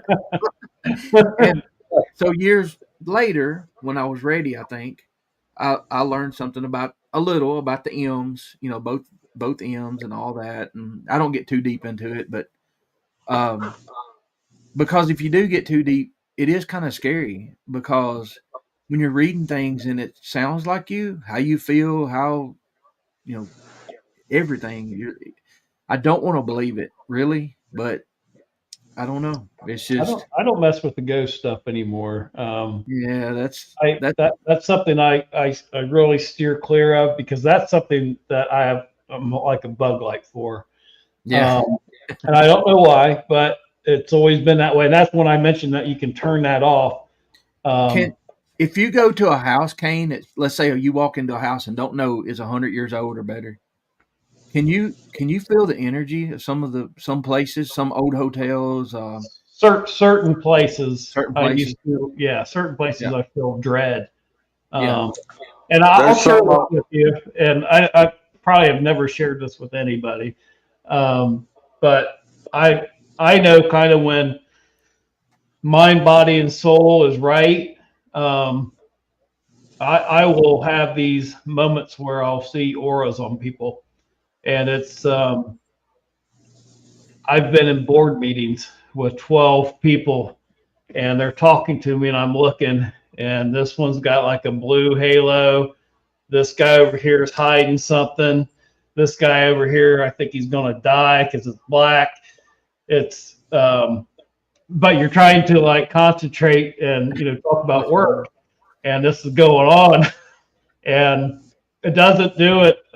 For a while it did it a lot, but I also think that's when everything is mind, body, and spirit is all lined up, and you're in a very spiritual place in your life, and you can feel like at that point I felt like I was on a really in tune with I don't so much want that, but I'm trying to get myself back to some of that, because I think that'll help with my research as well. Right. Just be the more like, I watch animals, I sit out there and I'm an observer. I watch owls, I watch deer, I watch squirrels, and deer especially. Deer live in the moment. Deer are present all there because they're a prey. And I guess what I mean by that, when we're hiking and and we're looking at stuff. We're having a conversation. I know when I'm hiking, I'm always fighting being in the moment because you got stuff on your mind. Like, well, when I get back, I'm going to have to go work on this, or, this at work I got to do, or I'm worried about this thing or a family member. And your mind you're just not focused. And when you can be present and aware like a deer, it's amazing. The things you start to hear, like, oh wow, I didn't hear that over there now, and it's hard to stay in that moment of awareness. Well, let me ask you something. I may have asked you this before, but how is your peripheral vision? Is it really good? Like you can, or is it? Because see, the reason I ask you, a lot of people have open mind and thinking the way you're thinking. We notice things to the side more than other people. You know what I mean? And I don't know why that is or what it has to do with anything, but trying to stay. When you're in the woods, you notice more things around you than others. So anyway, sorry to interrupt you, but Roger, I'll tell you a hunting trick that's really hard to learn. But I know the Native Americans were ones that I heard talking about this on the thing I was watching, and it was talking about is like we are now. Everybody focuses. Like when I'm sitting here, I'm looking at my attention, wherever my attention is, that's where my eyes are focused. Like looking at the screen, I look over here at the chair. We focus in on that, and your vision is almost tunnel vision, pretty much, with the exception. But being in the woods, if you're trying to look all around you instead of your eyes having to move and critique everything, you can actually, it kind of blurs your vision some. But it's almost like you're stepping away out of a fishbowl and you're seeing a panoramic view more, and it's hard to control that. But once you learn how to do it, you'd be amazed what your peripheral, what you can see without moving your eyes. And it kind of blurs in front of you, but it clears up. It's nearly like a panoramic view around you, and it's absolutely crazy. But that is something that I do a lot when I'm hunting. yeah. And that's why I'm at Kain. I interrupted him, and people get on to me sometimes for doing that. But when I do, it's something he touched on something that I know what he's talking about, or I want to know if he has this in common with me or Greg or whatever, because a lot of the stuff he's talking about, it seems to like us three together. It's not a big deal, but other people are like, "What are you talking about?" I'm like, "Look, some people, it's not kind of like you have blinders on a little bit, but Heather driving down the road. Hey, did you see that old car up there?" I said, "Well, I didn't see it, but it was a red one, 2-door. You didn't even look?" I'm like, I still saw it. I just didn't turn and get details. Someone, I think it was someone shared with me about the peripheral thing, is that you need to pay attention to that. When you think you see something out of the corner of your eye, you should notice that, and you should look. And this sounds insane, but I telling you right now, I can go out on my deck and I'll see a star. And when I go, I'll see it in my peripheral, okay? I'll see a star and I'll look up at it and it'll start moving. And I'll be like, okay, was that, it's obviously not a plane. I don't think it's a satellite. I don't know what it is, but it's almost like I see it. It doesn't feel like it's moving when I see it. And when I go and I focus on it, it's like then it starts just moving away. And a lot of times it's like, to me, it's sometimes when you need some reassurance. Yeah. Like maybe you have a heavy heart with something, or you're really contemplating something. Sometimes to me, it feels like the universe has a way of letting you know. I've told a lot of people, when I say, I have a little spiel, but a star will twinkle. That happens. I mean, that's real. I've experienced it so many times. And when I'm trying to lift somebody up, I use Alvin Watts a lot, where, you know, all of us, we are the tip of creation. You know, in the moment right now, we are the tip of the spear, and you can look out to the galaxy, and as far as your eye can see, as far as every star that you can see, there is nothing as unique as you. You know, and Right. sometimes the Have you? universe has a way of giving you that little twinkle, like there's more. Well, let me ask you this: have you all your life felt different and didn't know why? And like me, I've been a stargazer all my life, and I know like 3 or 4 constellations. That's not what I'm looking at. When I'm outside. I used to go and dress for the cold when I was young, and get in a wood pile and just watch the sky. I don't know why. You know, I was doing it last night for a little while, and saw 2 falling stars. You know, one of them was greenish colored, and one come from the opposite way was oranges. Saw a lot of satellites. It's just amazing to me. But something has always drawn me to look up. Yeah. And my dad and I, when we lived on Globe Road, and the place where I saw the Bigfoot in 1985, there was a star behind that we both would look at, and we'd get the gun scopes out and look at it and watch it, and it just was our thing. My daddy said, he said, you know, when I'm dead and gone, he said, every time you look at that star, then you know that's our star or whatever. And so Yeah. then I find out that it's the star Sirius, Okay. Yeah. you know, and the Yeah. reason he called it the twinkler because of how it turns red, blue, and all these different colors, and you know, and but have you been like that? Like you know, there's more. I feel like you do because you're actually trying to figure out things. Yeah. I have an Have you always? endless thirst for it, and Yeah. I I'm I don't know anyone else that's even remotely like me. So I just that you know, again, you know, in all the universe, there's only one of me, and I've always felt like that. I feel like my interests are different than most men.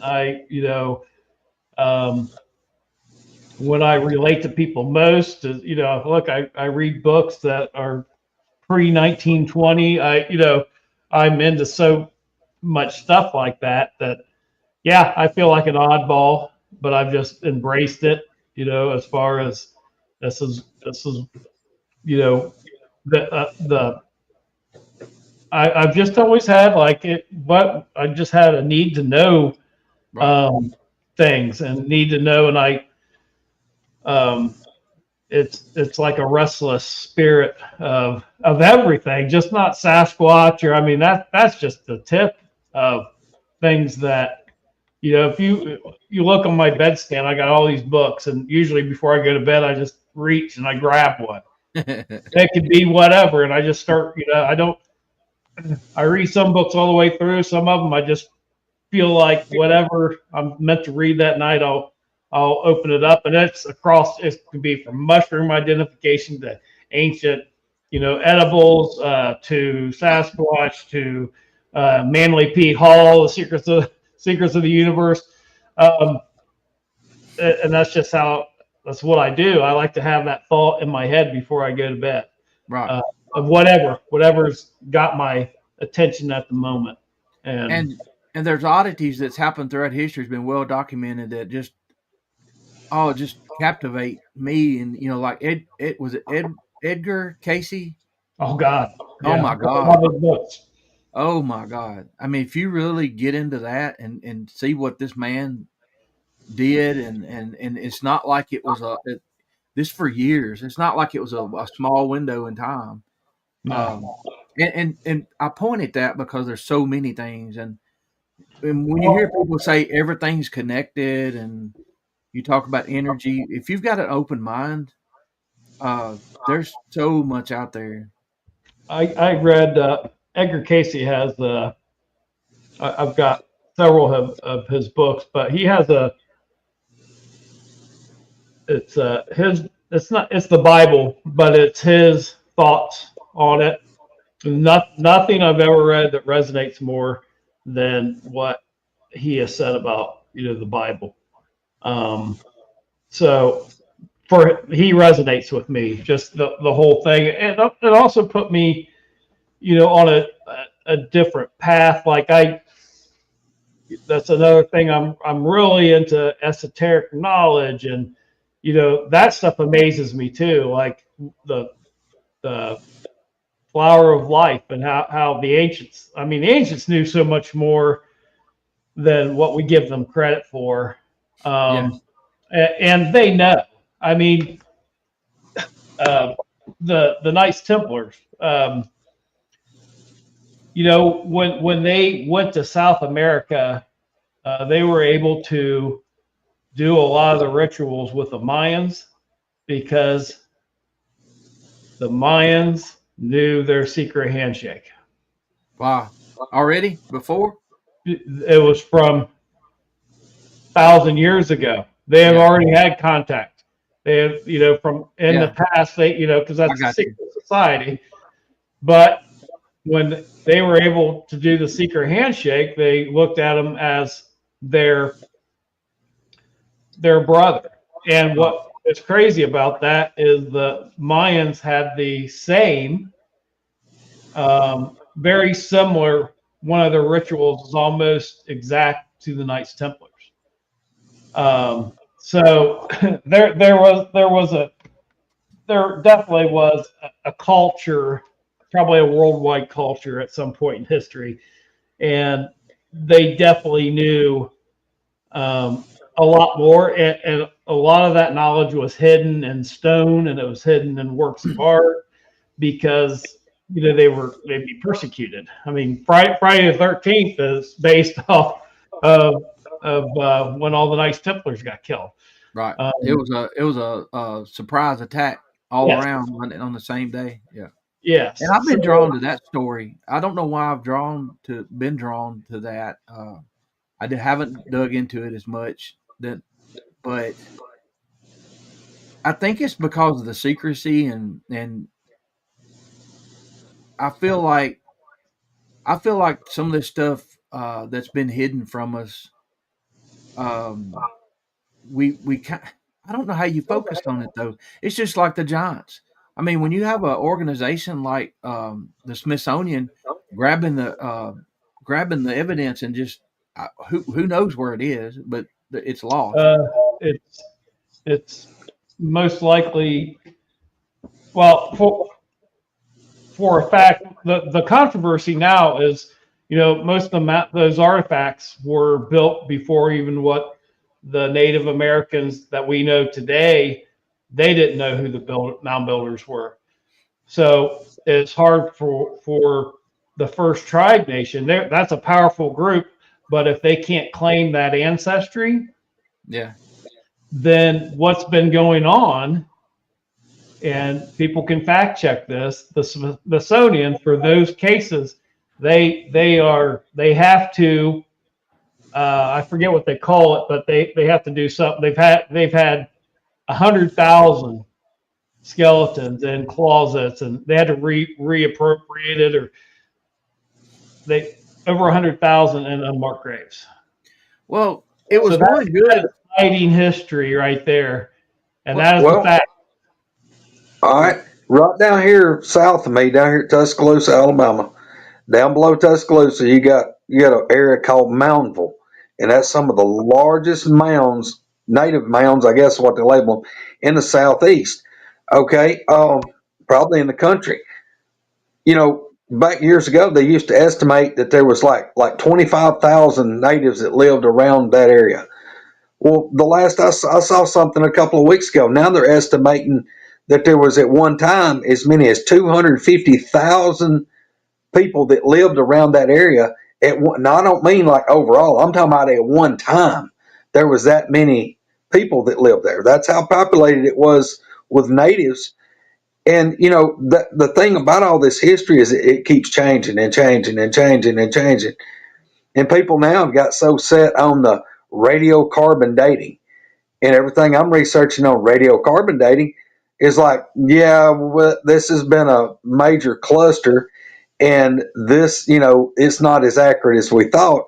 And even that, when they were trying to say it was accurate, they would date something and say, oh, this is 50 to 75 million years ago.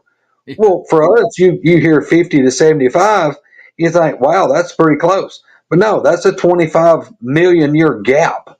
So that it's never been like specified down to, this happened in, 1212 BC. And they're saying now that even the radiocarbon stuff, the way it breaks down, they don't know if after so long, if that process speeds up or slows down. It's all just guesstimation. But they're trying to hang all this stuff on it. And look at the stuff that's been found. We see a lot of this stuff that's found across the world, but just focus on the stuff been found in the U.S. I mean, like that big wall that's found in northeast Tennessee that's buried. They know it's like, 1,200 feet long, and they're saying it's like 30-something feet high, 16 feet wide, and it's stacked rock, and the majority of this thing is buried. The guy found just a little bit of it, and he kept digging and digging and digging. And this thing would have been there for thousands and thousands of years. They don't know who built it, how it got built, or anything. But that's here in Tennessee. And they don't know why. They've got no clue why it would have even been built. Well, in Ohio alone, there was over 10,000 mounds in Ohio. There's probably less than 5%. There was a stone pyramid in Ohio right off the State Route 70.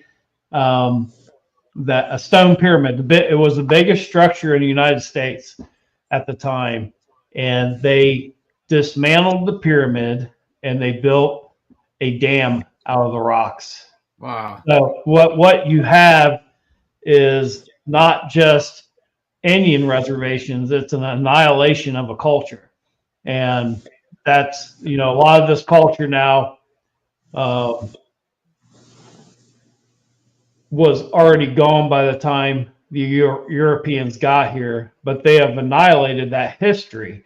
And now it's going back and trying to find that history. And a lot of these mounds were, that's another thing that I do. I know a couple in Ohio now, but these mounds also had stone monoliths. And there's one in Lancaster, Ohio, which is like 30 minutes from here. It overlooks all of Lancaster, and you can see 45 miles away. You can see the skyline of Columbus. There was a stone monolith on that cliff, and then you go to, and it was called Standing Stone. It's called Rising Park now, but if you look at the placard, it was called Standing Stone. Then you go to Tarleton Cross, which is about 30 minutes the opposite direction. It's from satellite, it's a cross mound. It's one of the only one in the United States, but it had a stone monolith in the middle of it. And I actually did a video where I showed the remnants of that monolith is still there. It's it was toppled, and it's coming out of the hillside. It's perfectly cut square stone. And then you go to the Serpent Mound. Everybody knows the Serpent Mound. Well, it had a standing stone monolith at the mouth of the serpent. And it has been toppled, and it is down the ridge, but you can still see it today. So there was more to it than just an Indian mound. It was a center of worship or something, and the way they communicate. So that Lancaster, if you're in Lancaster and you want to go to the Serpent Mound here in Ohio, it's probably an hour and a half to 2 hours. They communicated by line of sight from, and beyond, but from just that stretch. And they used like mirrors out of micarta. I believe it was micarta. And they could use the sun, and that's how they would signal each other by line of sight from here all the way to there. And the big thing that I'm into now is with all the hiking that I know there's undiscovered sites to this day. Yeah. And I would love to find one of these sites in between there, and because I've done it, I've been on the top of Rising Park, and I've looked, and you can't see Tarleton Cross. You can't see it by line of sight. So there has to be something. I stand up there and I scan, and I'm like, I find the direction where Charlton Cross is. And I'm like, okay, on one of these ridges out there somewhere, there is another site, and it's undiscovered. And that's stuff that gets me, like, I go out driving around trying to figure out a way how I can sneak up there and take a look around. But I don't even know. But all that stuff's fascinating to me. Me too. What do you think about the story, the legends that there are giants buried in some of these mounds? Absolutely. Oh, absolutely. That's throw that on you. We kind of went around, but a lot of the old books that I have, they have the measurements. You can't fake a femur bone. Right. No. It's prevalent. Most of the mounds had a giant buried in them. Right. Even a guy that put me on, I was at a powwow, and I was telling him where I lived, and he goes, "Oh, where the giant's buried." Now, this is the guy that he's a historian. He writes books. He's a Native American. And then he told me like of 3 more mounds. And he's the one who put me on how they communicated and all this stuff and the stone monoliths and all that. So, but yeah, and then you have to go.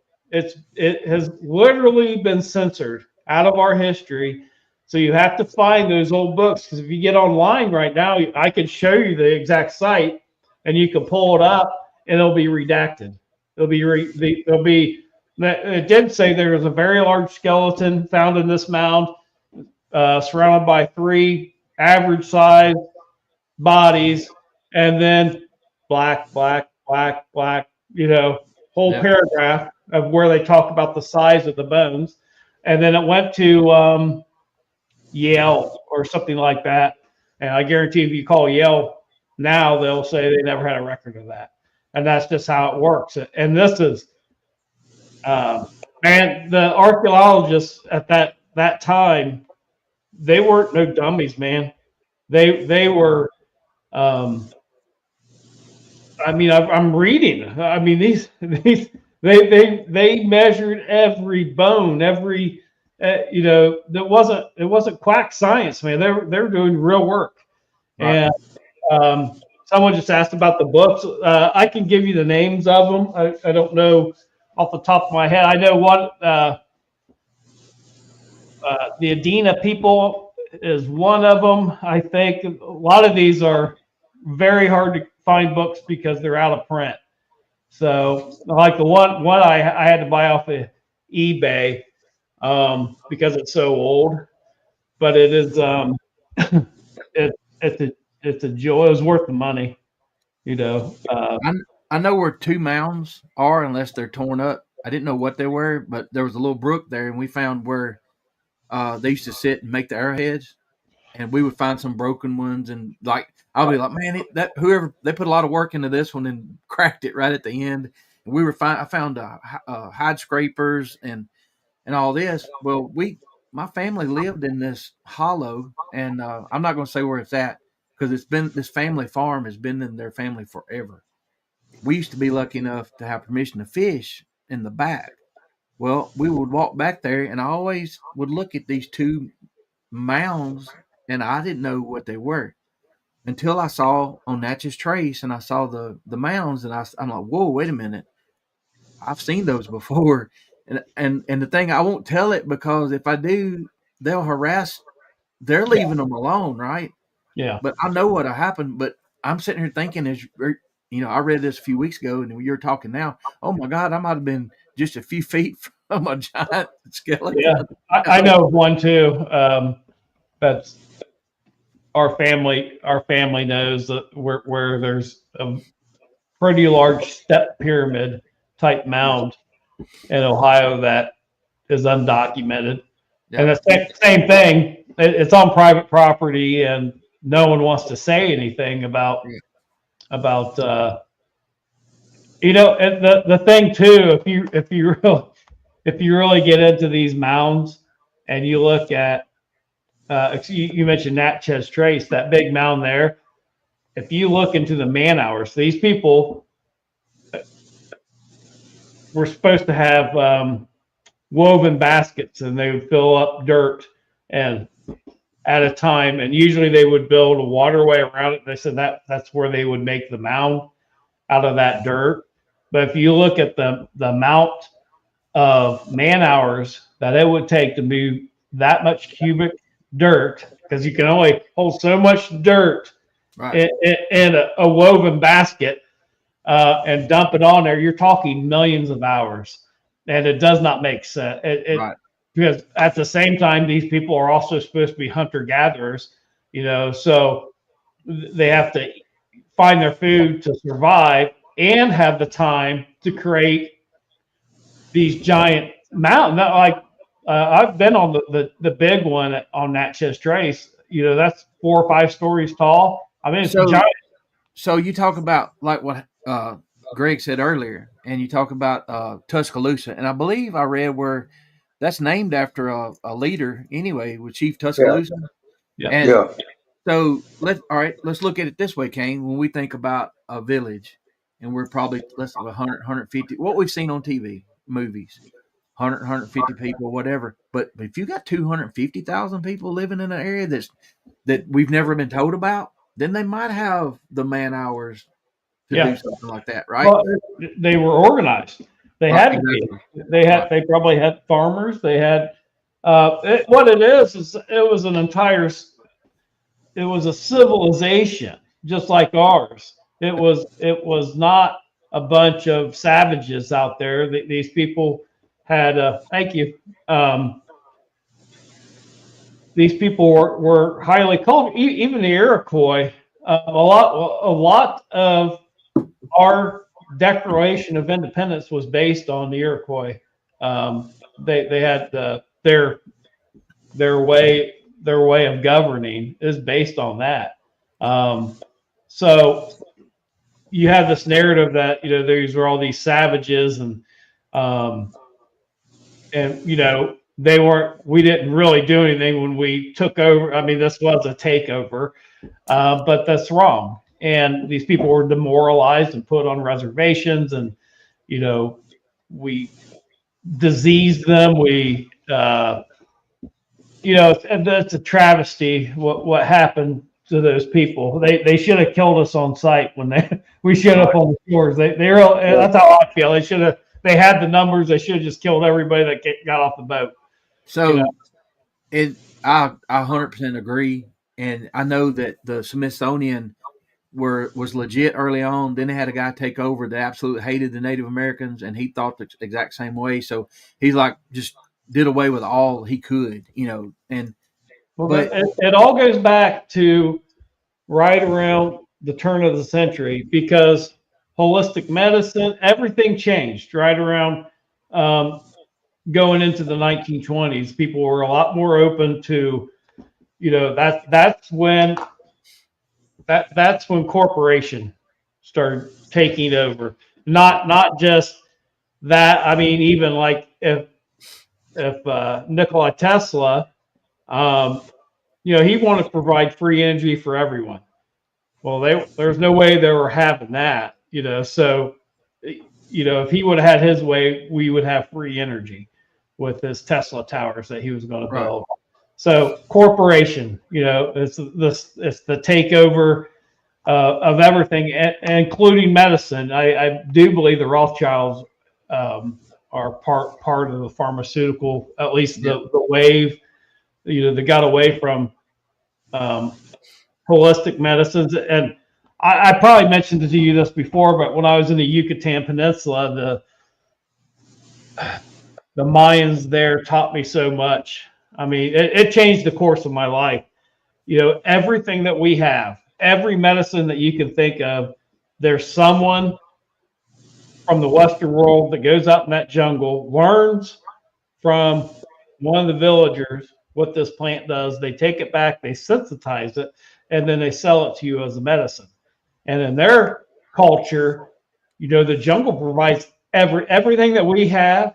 Right. You talk to them like, oh, you got cancer, you need to go eat. You need to go, eat this and this. Oh, that happened to you. You got some kind of poison ivy, well, that plant right there that grows beside it, whatever hurts you in the jungle, the cure grows right beside it. And they look at like they can't believe like you pay for water, you pay for your house. Like I'm trying to explain, our life is so different from theirs. These people live in huts that with bees. They're like giant bees' nests, and the bees don't sting you.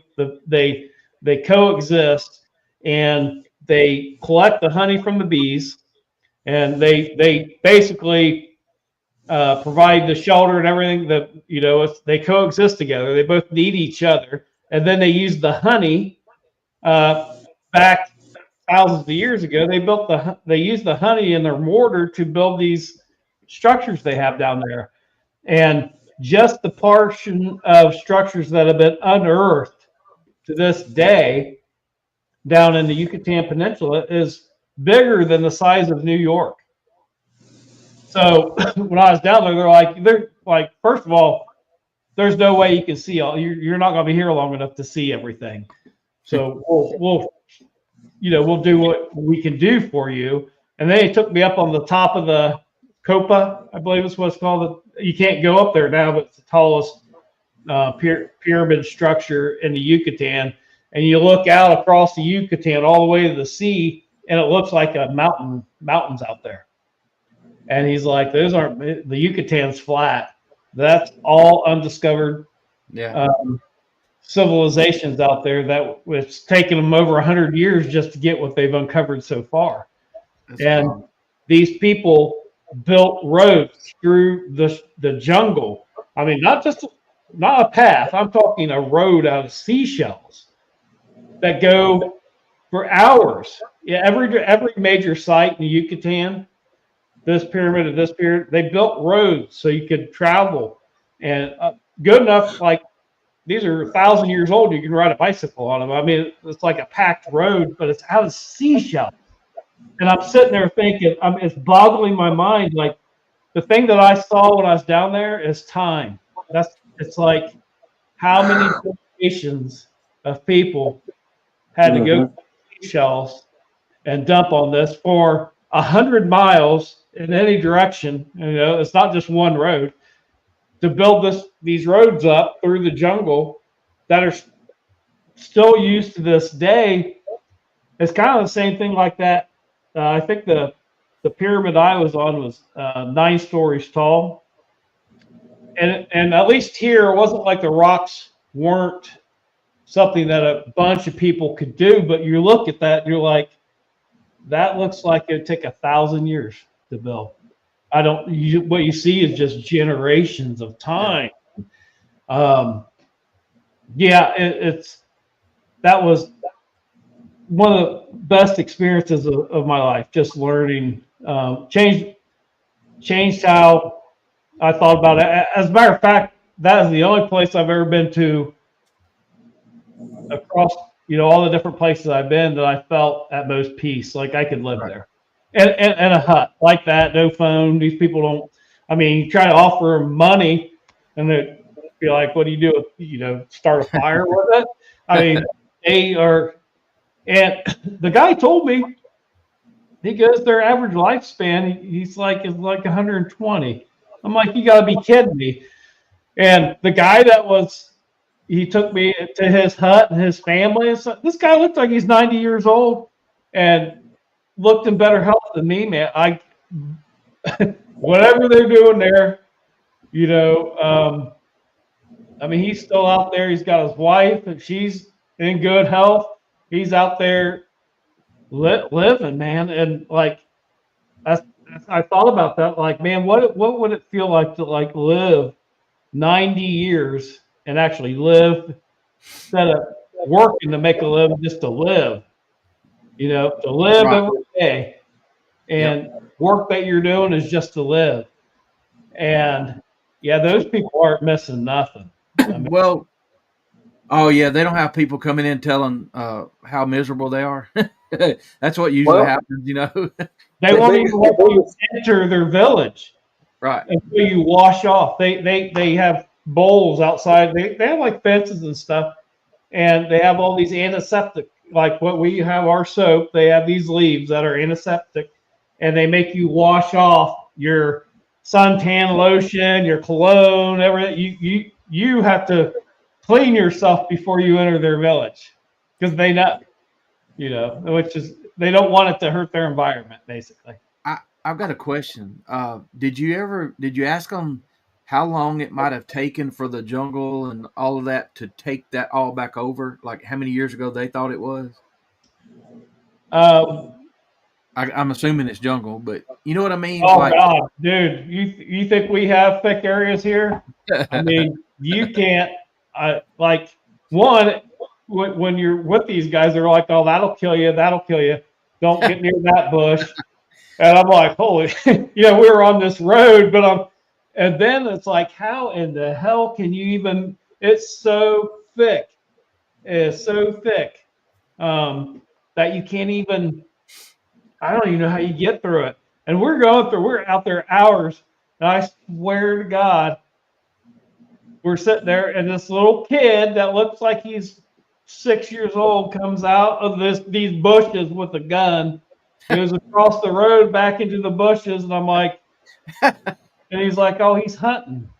I mean, he's a little kid out there. He's out hunting for his family. Well, Kain, when I was 7 or 8 years old, I had a 22. My dad I had supervision, but at around 10 or 11, I was out squirrel hunting by myself. It's a different time. Yeah. But now I don't know if it would happen now because there's the population boom. There's too many people I could hurt. Back then, it was I might hurt myself. But you're talking about taking knowledge away from people and capitalizing on it money wise with the pharmaceuticals and all that different stuff. And people, they want to scream conspiracy. I don't even want to say it. I might get kicked off again. But the theorist, and that's not really what it is. It's you can go back and read. It happened. You just got to kind of use your brain a little bit to figure out why, and it all goes back to the same thing. And it's green. Well, it's sad for one. I'm sure you get to see your demographics and stuff, but the average attention span of the average American now is on social media is 30 seconds. Oh yeah, if that. How are you supposed to learn anything if you only have a 30-second attention span? Nope.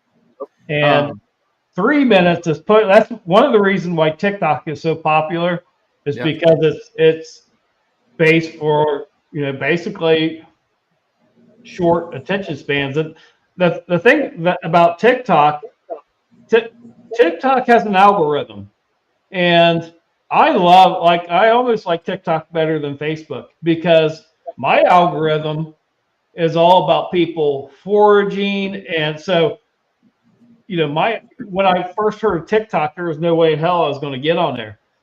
Now, everything that I look through is stuff that I'm interested in. Yeah. And I've learned a lot. I mean, that gives me hope because when I first started seeing TikTok, I seen the worst that TikTok has to offer. I'm like, oh my God. Yeah. People. Yeah. But then as I got on it, I tried it out. I'm like, dude, I've learned so much stuff. But and another thing about the only time I've ever had any videos banned was off TikTok. So if it's a Chinese conspiracy spy, they're pretty good at certain things. Like I've never had anything banned on Facebook. The only things I've had banned on TikTok, I had a 9/11 video that instantly got banned. That's why I refer to it as the spirit molecule. That is one of the most heavily censored things out there right now. Is it's DMT and ayahuasca. You can straight get banned for having video. You can talk about all you want. Once you start telling people how to make it, you will get banned. And that's something that I learned.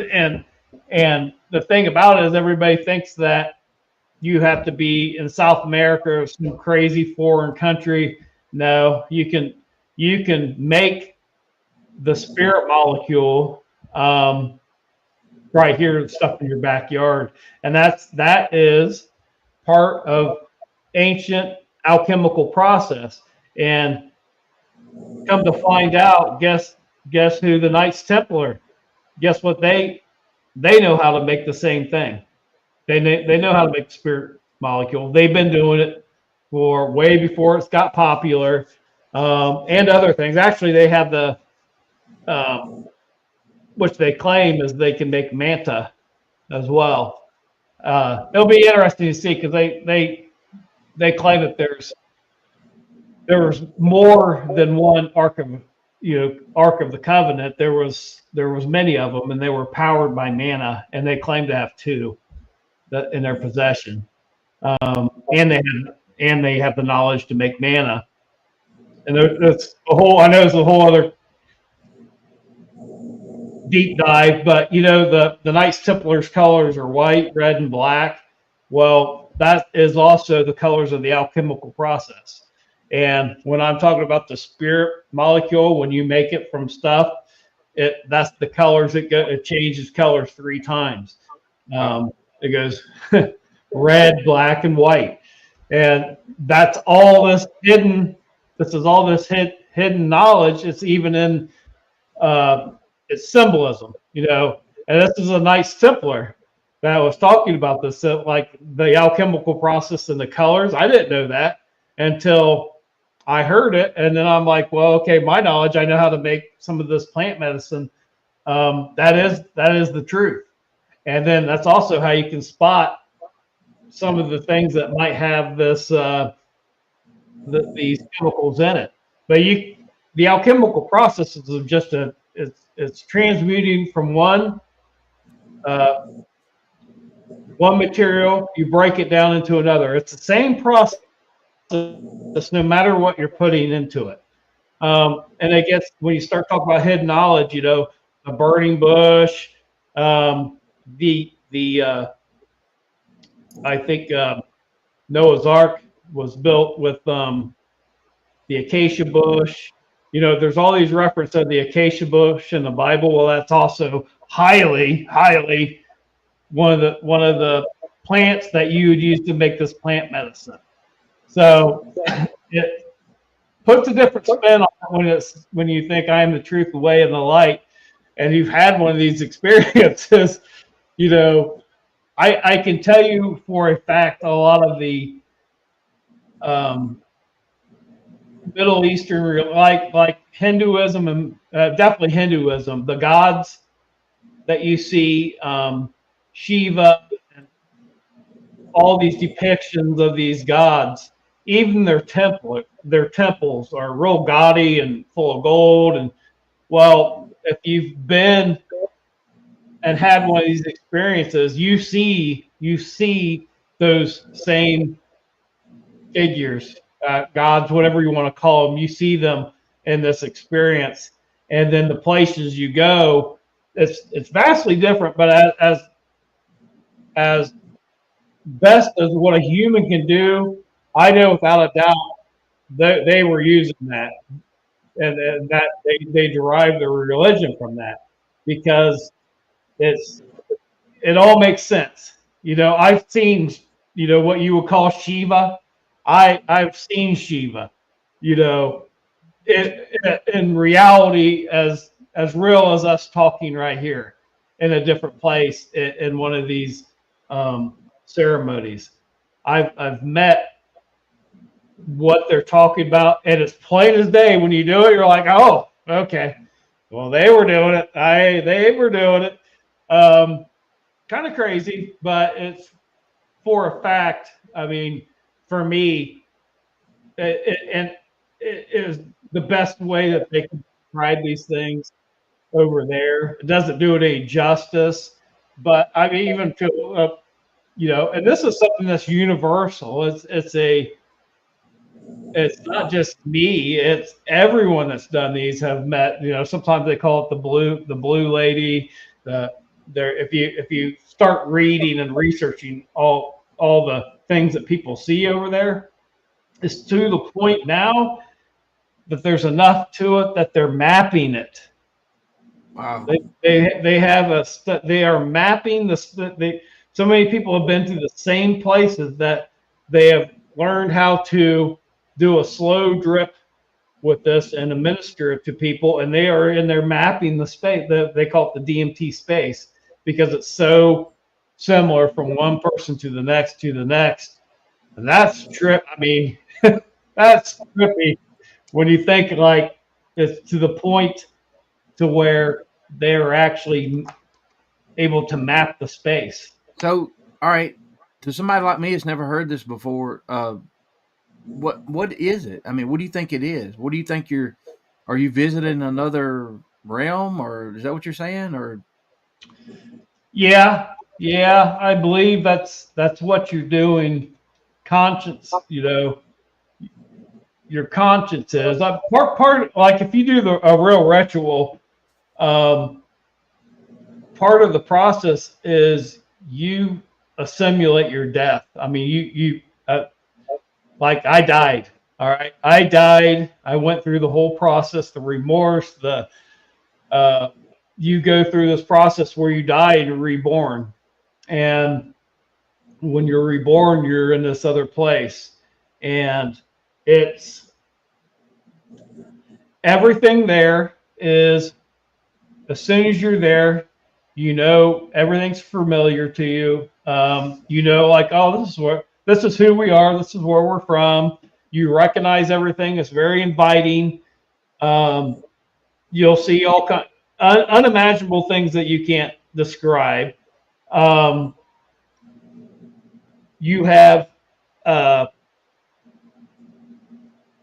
this experience, and when you come back, you only remember bits and pieces of it. But sometimes that experience, like you might feel like you were there a year. right. So an ayahuasca lasts about 6 to 8 hours. An actual DMT trip only lasts really about 20 minutes. But You're braver than I am. That 20 minutes might feel like 2 years. Wow. It can feel like whatever because time stops. Right. It's like being married. Damn, 2 years feels like. Yeah. And they're actually doing there's a huge, this is huge, this is like breaking, but the people on these experiences, have you heard of the red laser experiment yet? I don't think so. Well, these guys are doing this, and they're putting a red laser on whatever, and people are going in, and after they're under the influence, they're seeing code. Not just well, it looks like no, this is hundreds to thousands of people. Now it's an actual study now that's taken off. So many people have seen it. Now they've even got the caricatures of what it looks like. I've seen these codes. And it's when they look into the space, it's another, like there's space within that. So it's almost like looking into another realm, but they're seeing a code. That's mind blowing, but I know. I did see a video. I'm trying to remember where I saw that at, and I don't remember. It's getting really popular. It's over right now. It's over. Most of these studies are happening overseas, well, do you think this is part of the Great Awakening that everybody's been talking about? 100%. Yeah, 100%. It's yeah. And we're all in different levels of it right now. Even people who don't think they're it's coming. And just for these little shows here, for you to show up and expose some of us, I never had heard of that before. But obviously, a few people have that are here. Yeah, it's that's what I mean. It's when you start studying this stuff. Like for me, just when I was in the Yucatan, I knew that when I came back here, that this materials and everything, it's they believe, it's in our own bodies. It's actually in every single thing. It's just highly concentrated in certain plants. In South America, it is the tree root that they make tie dyes out of. It's actually a dye, and we go as far down the rabbit hole as you want. It gets even further than that, but it's a dye, and then when you break it down to its finest molecule, it's what the spirit molecule is. So then, if it's in everything, and this is natural, this is my simple-minded thought. So some of this stuff that they're putting in their foods and other items are kind of blockers of, when you say the pineal gland, or and all that, would it block that ability to go where you're saying? Your pineal gland produces it. Right. They believe when you're born and when you die, it releases, and possibly when you dream. They're studying that right now. I'm impressed with the chat. Some of these people know what you're talking about. Well, you can also do the same. You can do the same thing with just meditation and breathing techniques. Okay. Who's Wilhoff? Is that his name? The guy that goes all through the. He's broken all kinds of records. I think it's Wilhoff, but he does the same thing, but he does it with breathing techniques, and he can induce that same reaction without taking anything. Right. Pretty cool. He get his own brain to release it. Wim Hof. Yeah, I think it's Wilhoff is his name. Someone in the chat might correct me, but yeah. It's and all again. All it does is free up. Well, there you go, Wim Hof. It frees up your mind. Like if you think like how we are, and we're searching for things. When you have one of these experiences, it just shows you that one, we know nothing. We anything is possible. Absolutely anything that you can think. Because one of the things that I came back with, I had this thing. I have such a thirst for knowledge, and the way these experiences work, sometimes they're good, and sometimes they will smash you and into the ground.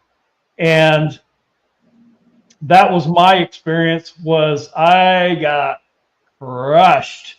I got I don't even know how to explain it, but a very valuable lesson was taught to me, and the only way I can express it is, how dare you think that you want to know the secrets of the universe, because the universe is infinite. Your brain can't handle infinite knowledge. And what this thing did, it was an entity. It goes, here, I'll show you. And it started just blasting me with the secrets of the universe. And within 10 seconds, I was crying, begging, stop. It's too much. I get it. I get what you're saying. I'll never ask. And it kind of stopped. It looked like, see what I'm saying? And when I came back, I think the same thing about our Creator. We have a book or several books that talks about our Creator. That is not a blip in time of what our Creator is. Our Creator is infinite. We'll never understand. We cannot grasp what infinite knowledge means. And it was a very humbling experience for me.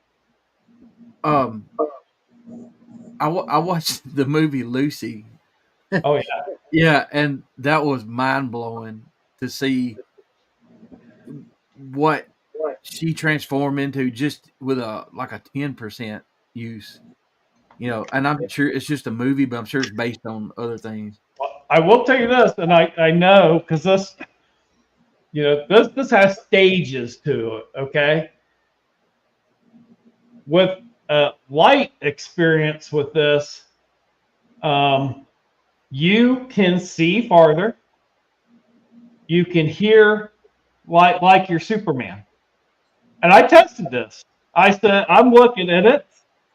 It's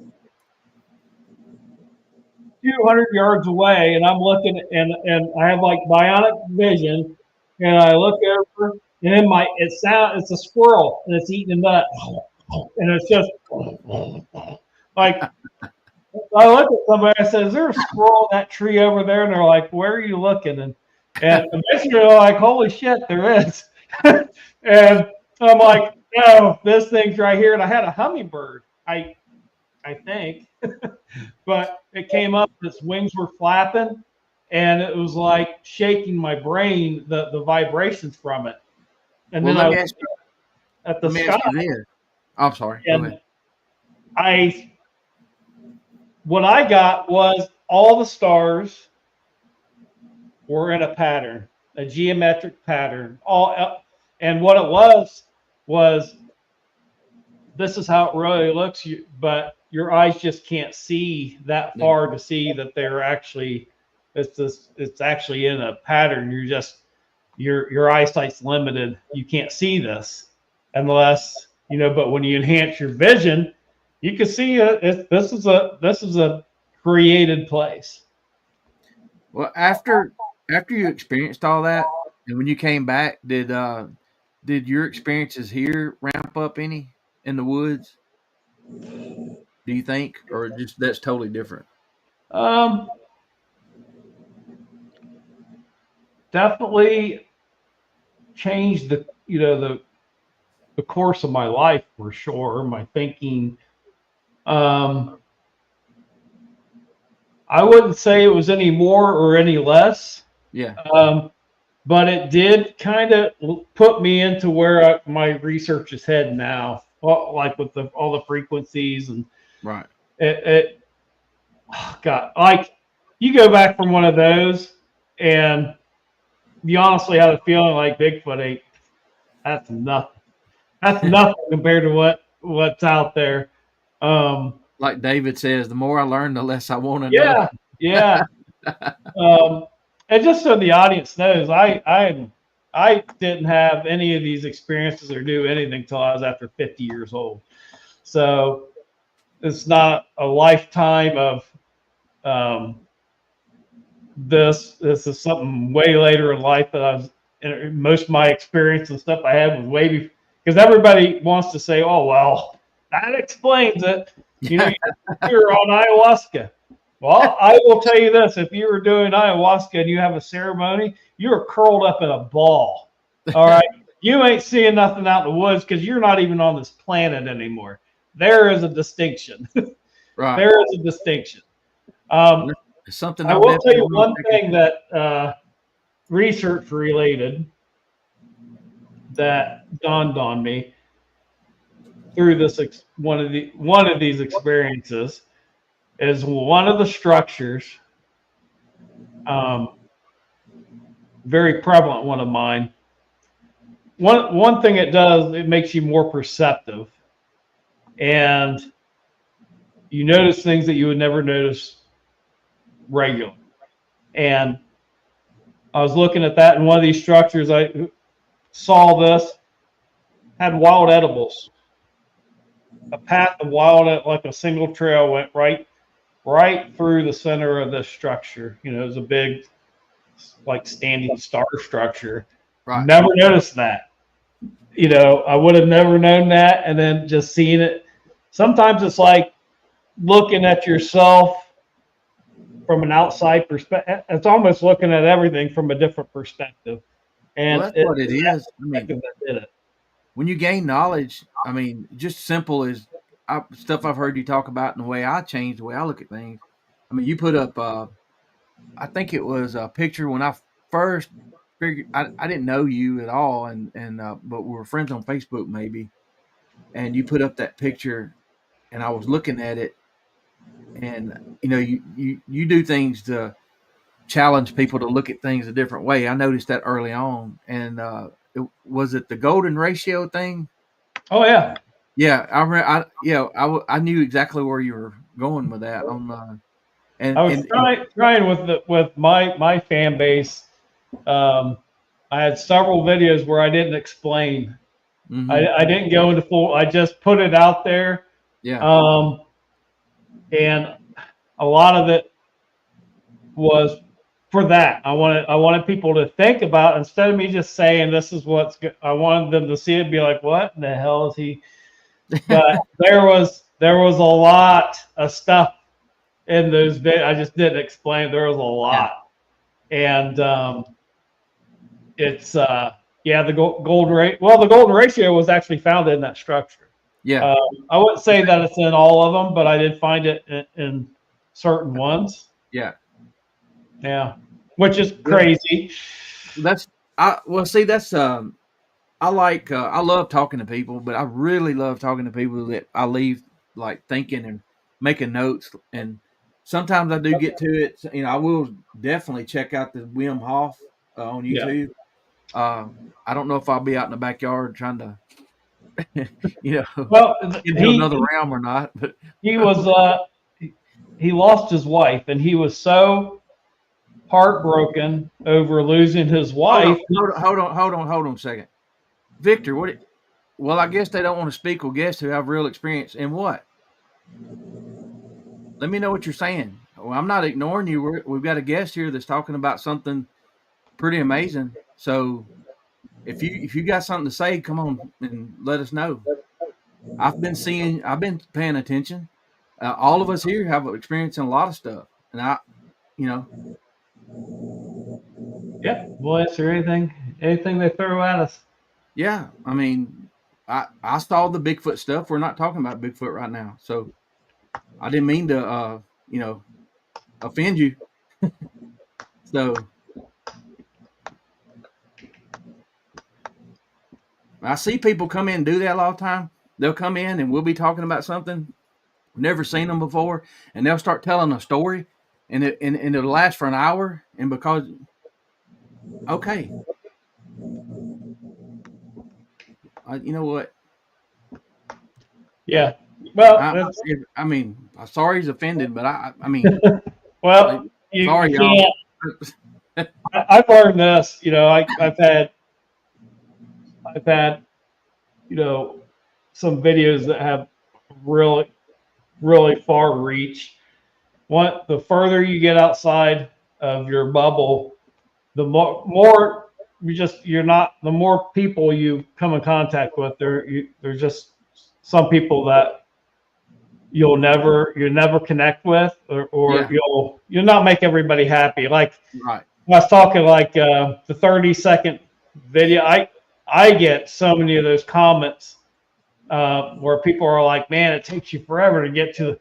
Well, see, that's a person that's, most of my base of my page has been following me for 10 years.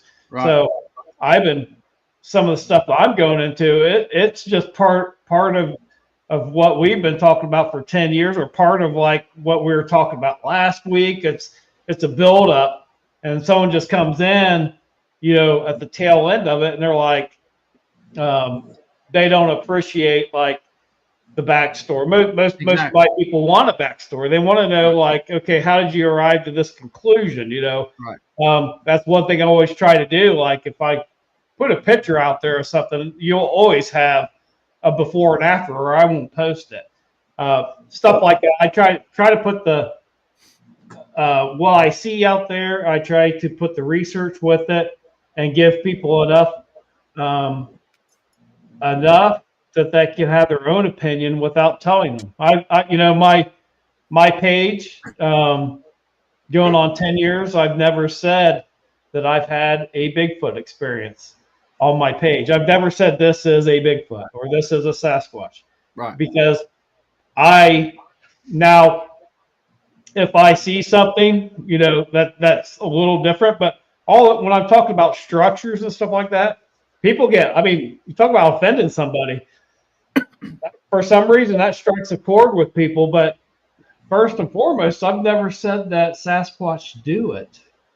You know, the only thing that I've ever really put my stamp on is that it is a real phenomenon.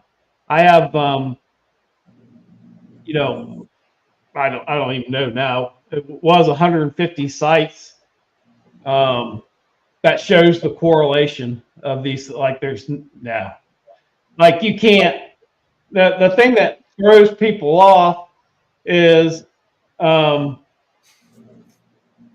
they're not willing. Like if I show somebody a certain type of structure, okay, and I say like I believe this is a boundary marker.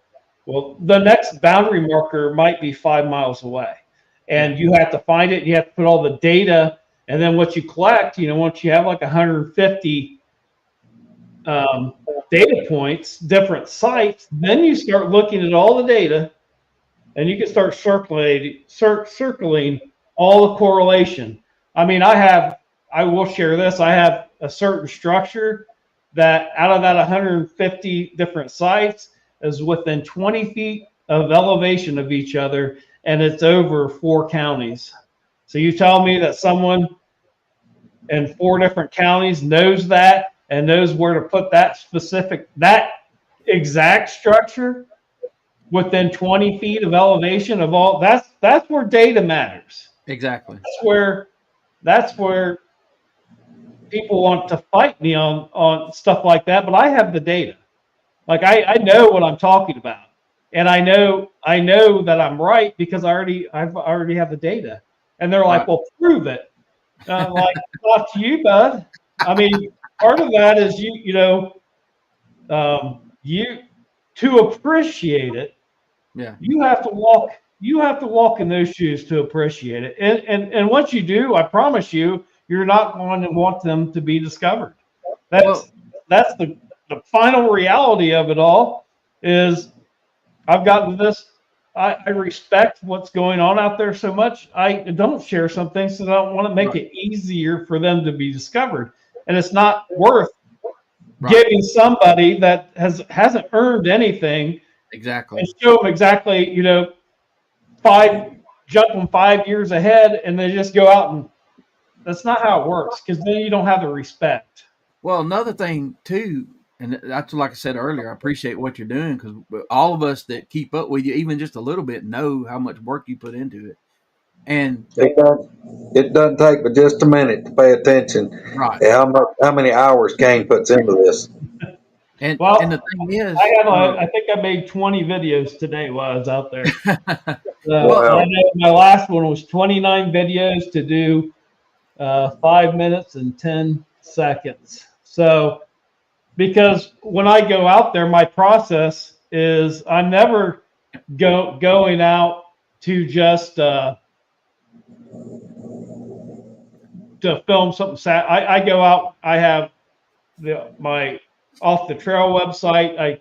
So I'm always filming. I've learned that if I'm recording, that's usually when you're going to catch, because it's going to happen when you don't expect it. So a lot of times when I catch stuff, it's because I'm already recording, and usually when I go home, I just delete 20 videos. Usually it's that's the other thing, people don't really, they only see the one video maybe a week. They don't realize that there was 5 days of video, but maybe 100 videos that there was nothing enough to share. I'm not going to become someone that thinks they have to share something or make something happen around here. As a matter of fact, if you've noticed in the winter here, I haven't talked much about what's going on because there hasn't been much going on. And that's just, once you think you have to start creating, things, then I'm out. I don't do this to make money. I don't monetize my page. So I have no reason to try to make money off of it. And Kain, go ahead. Go ahead. Well, Kain, to me, and this, I know this is a lot of that woo shit. We'll dive back over into the woo pretty deep. to me, it's almost like some people are meant to know about this stuff and some people aren't. Yeah. And like the way you're doing it, you're not connecting A, B, C, D, E, F, G. You're saying A's over here and G's over there, and it's out that direction, and you're leaving it up to people to see if they figure it out. And I really like the way you do that, because for me, I mean, seriously, I don't even know how to explain it, but it's like some people are meant to know about this stuff and some people aren't. Yeah. Well, when I walk and I'm hiking out in the woods, I hike through miles of woods that's just woods. But when you get in those specific areas, to me, when I look, I'm like, it's like billboard signs. That's the way I can explain it. When I see when these things are in certain areas of woods, and that's how you know, because I can speak to that. It's because I've hiked, 1,000 miles of normal woods just to find these special areas. And it's like threading a needle. Like out here, I mean, the 750 acres just here, but I mean, there's thousands of acres. There's thousands of acres of woods here that tie into the park system, which is altogether like 900,000 acres. What I'm trying to do is find the needle, the thread the needle, because out of that whole space, most of that area, there's nothing. I mean, it's beautiful and everything, but there's nothing that pertains to this subject. So what I'm doing is just trying, and I would be doing this by myself, like whether I had a page or not. I would already be doing this. So I do this out of a love to learn. It's not so much about seeing one anymore. I want to understand how they live. Right. That's it. That's what what I look for is kind of in a way, it's signs of humanity, because what we're looking for has hands and feet just like us. And some of the things you see, you can be like, well, a human could do that. You're right. But that's also, what are we actually looking for? We're looking for something that's very similar to us. And for me, it's some type of sign of humanity, whether it's the stick structures, which I firmly believe is like a language. That's why the ancients call them the Sietko, the stick Indians. That was their wild hairy brothers that didn't use a fire and didn't use shelter. I mean, there's a whole Indian lore on the Sietko. And if you read what they're talking about Sietko, they're talking about Sasquatch, and they're calling them stick Indians because I believe when they hit these certain areas, they were close enough to realize, we're hitting their territory. They recognized the signs, and now they're just too far away from nature, and that has been forgotten. And what I'm trying to do is bring that back. I think some of these 411 cases, if someone had the opportunity to go walk around there, it'd probably be like, well, they put their tent right under this, and didn't know it, didn't know that they should stay out of that area. And I find things here all the time that are, I mean, if you were here and you actually walked my property with me, there's a pretty distinct line what's mine and what's theirs.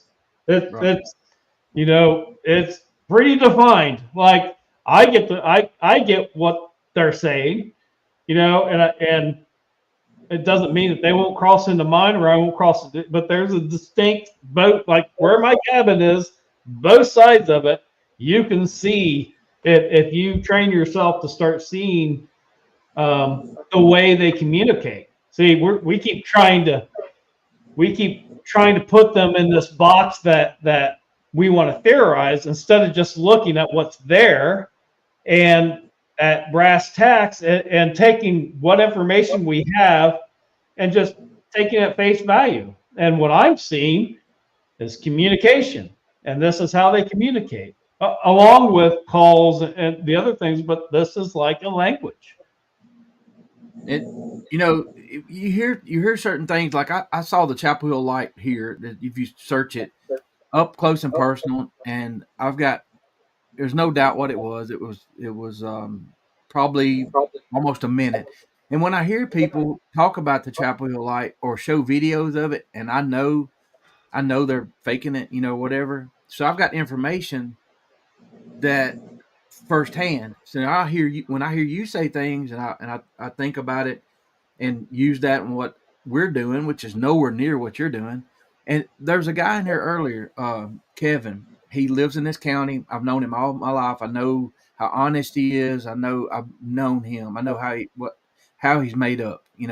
Very humble, honest guy. He was within 20 feet of one when he was like 13. Him and his brother. And when he told me, my son asked him. He said, "Did it have a triangle nose like a 8, or was it more like ours?" Well, when he said it was like ours, that kind of right then, a lot of people won't pay attention to that.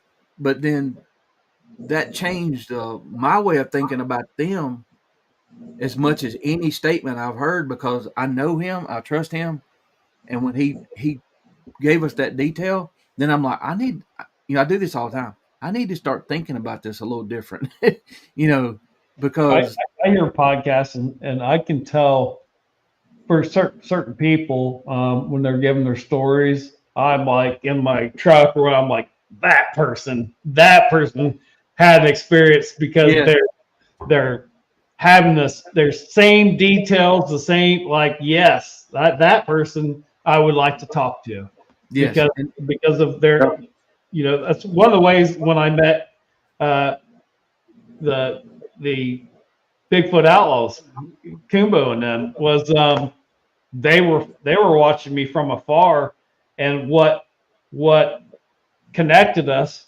was truth. Someone who's actually out in the woods, they knew the same thing. They're like this guy right here is actually doing it because the stuff that they were keeping kind of right. under their hat was stuff that I was talking about. To the point where they contacted me and said, "Hey, kind of had a little round table at the time, and they're like, some of the stuff you're talking about, we don't share, and we kind of keep this to ourselves because, not everybody really needs to know some of these things." Exactly. But there was a shred of truth. It was the truth that connected us. Right. And that's what I'm getting at. When I knew exactly when you were talking about you don't share certain things, that's because you can talk to somebody you don't know, and they can say one or two things, and you're locked on to them like this person knows what they're talking about. They may not know as much as I do, but they had something happen to them. That's the thing. It's a lot of people you learn, from people's experiences, and that's all. That's what I am. I don't consider myself really a researcher. I'm curious when I go out and I experience what I experience. And, but you are, Kain. But you are.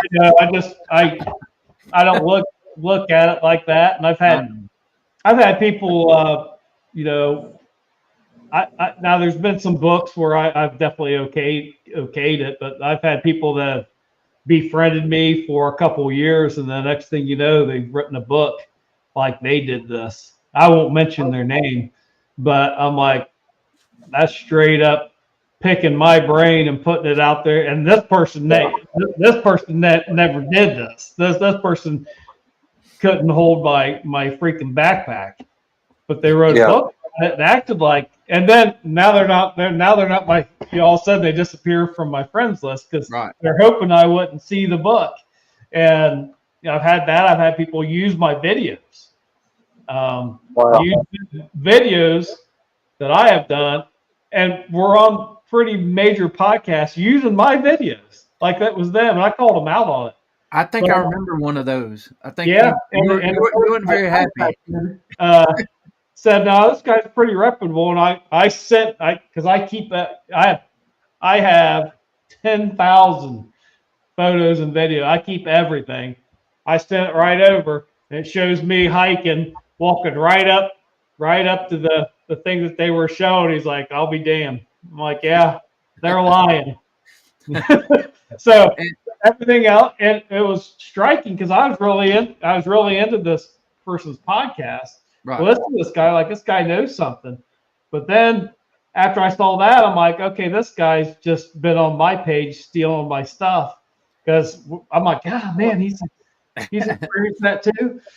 So what makes me nervous, Kain, is I do my best. Like when people tell you something backstage or you meet them somewhere, and to file that away, to not say anything about it, because when people get to trust you, you do hear things, you do get to see things, and sometimes I'll start a story and I'm like, wait a minute, am I supposed to tell? I don't know if I'm supposed to tell that one or not. I've trained myself really well. I'm actually pretty proud of myself of the things that I don't talk about. Yeah. Pretty hard to. I go through a lot. I every time I do a video, I edit it and make sure, because that's the other thing. Going back to I've said this for freaking 5 years. I've always said if you come up on a structure, there's other things. It's not just not me like going, oh, okay. There's always other things. I'm just not showing Right. at that time the other things that tell me that this is legit. And that's one thing that a lot of people don't realize. They're like, well, that's just two sticks. Well, you're not seeing what's behind me. You know what I mean? There's like, and these things are always the same, and that's why you don't share it, because people can hoax that. Right. So the way to keep it so it's legit is by keeping a couple of those things under your hat. Then you can walk up anywhere, someone can show you something, and you can kind of take a look around, and you're ahead of the game, because there should be some things with all the legit stuff. There should be some things that you see. I've seen this happen early on when I was, maybe before I even started the show. I was helping co-host on one, and I was going into these chats and listening to people because I want to learn. I want to learn about what happened to me. So I would ask questions or make comments or whatever, and then I was watching all these shows, and in 2 weeks it's being talked about on these shows that it spread from the chat, and I'm like, hey, I asked that question, you know what I mean? Yeah. So, and they're doing a show on the that one question or that one observant, and I'm not saying I'm fine. Whatever I do, I don't care. But if I put something publicly, it's for the public, exactly. Right. But I don't care.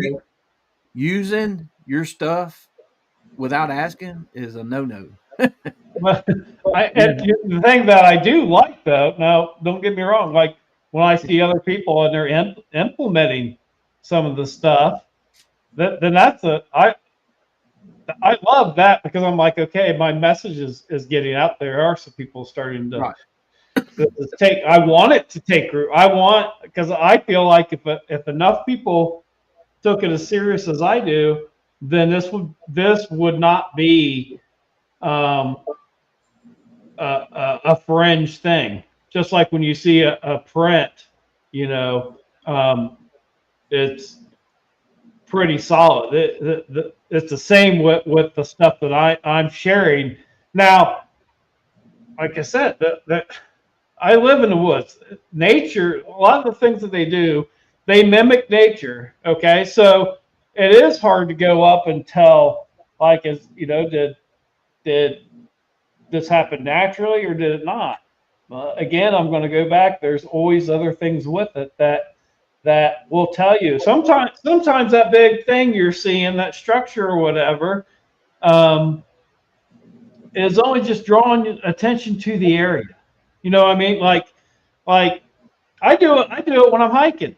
In certain areas, I see a big, huge old dead tree that sticks out like a sore thumb. I know exactly where I'm at. Okay. Yeah. I'm like, oh, okay. I get lost out here a lot. So I have a lot of ways to try to find myself, my way back. I said there's not GPS or anything, and but I recognize the features. I just today I was hiking an area, and this giant rock wall, and I'm looking at it, and there's another place that I know that has a rock wall, but it's not as big as this.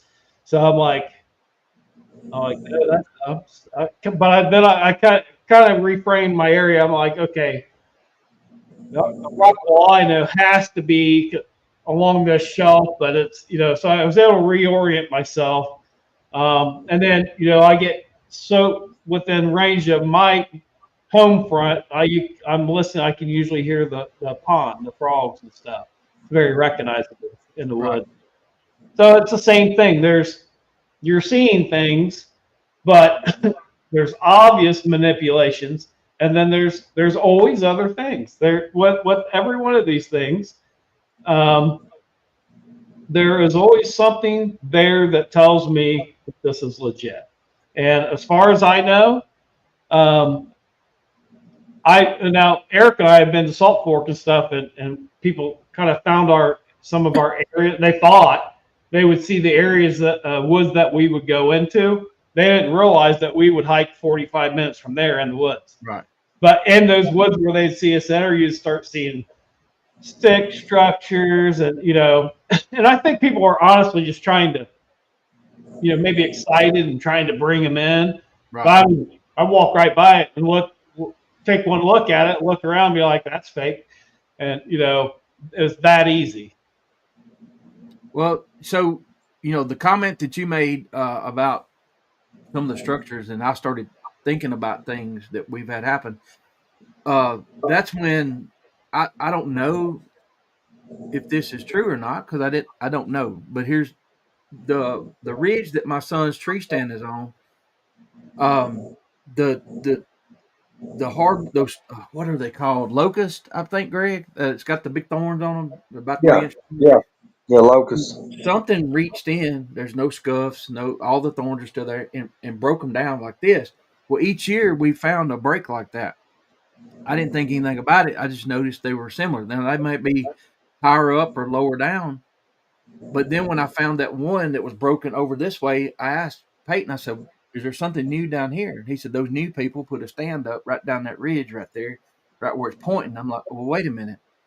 If that's pointing that way, the first one we ever found was pointing back this way, and the danger on this ridge is your tree stand just at 12 o'clock. So I don't know if this could be a fact, but I'm thinking maybe they're communicating, hey, this danger is still here, and now we've got a new one this way." Here's how I think they move through the woods like this. I think they move through the woods, and I think what you might call like scouts. Scouts go through before the family group. Yeah. The family group, and what the scouts do is they pick the safe route. So some of the stuff you see is who knows? They went through this area. They saw hikers. Like there's some structures that, in my opinion, I've seen enough of them that I think are related to human activity. And so you might see that. So then they change course, and basically the family group that's coming up behind them is following the safe route. Right.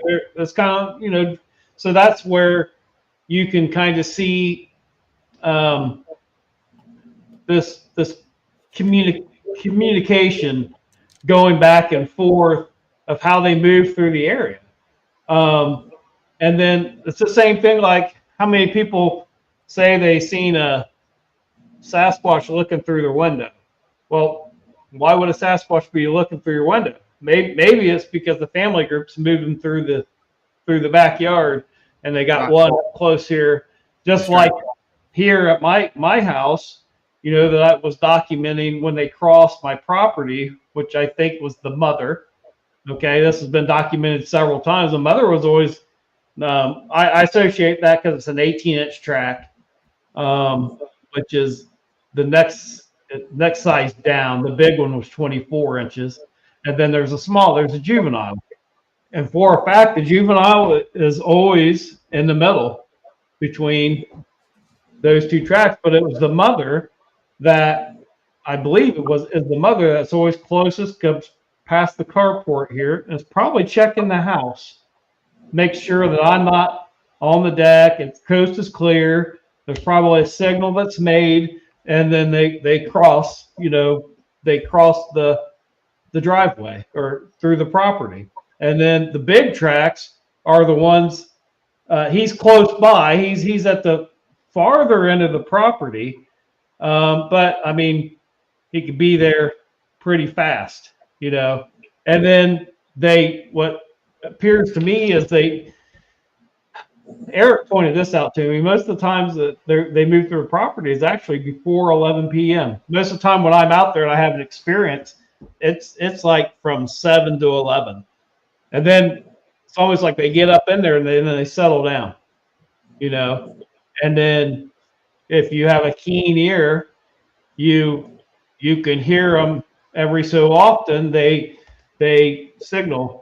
And you'll hear them probably just a locator. Everything's cool. If something happens that's an alert, like one thing I do every time I pull into I have a really long driveway that winds through the woods.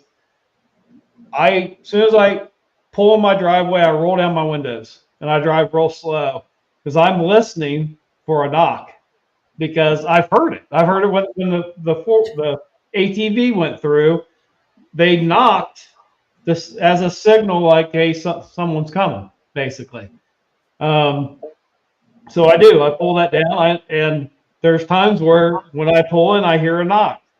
There's times where I set a recorder out. As soon as I go, I'll be out there half the night, and I'll come in, and I got my recorder out there. When I come in, you hear my door shut, you'll hear a knock.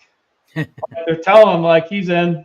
It's cool, So I think there's several forms of communication going on. Yeah. I remember. Kain, that'd be a lot of times when I'd go over here and go in the woods to hunt. As soon as I'd get out of my Jeep or my truck or whatever, I'd hear a sharp whistle. I'd hear that whistle a bunch of times. Yeah. And I think whatever area you're in, I mean, it would make sense. I see different types of signs. Like I'm pretty positive I know what I don't know what you call it. Let's just say that the clan, what they use to mark their territory, their signature.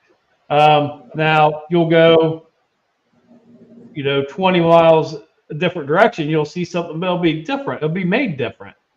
Just like it might be kind of the same, but it'll be, to me, that's everybody's learned a little different way.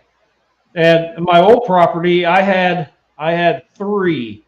There was the same exact structure. Okay. There was one that was really old. Okay. There was one that's probably 100 years old sitting there. And then because there's 2 really, really old trees. Then there was another one that's smaller. And then right underneath it, on the tree beside it, was a little one, like this high off the ground. And I'm like, that's imprinting.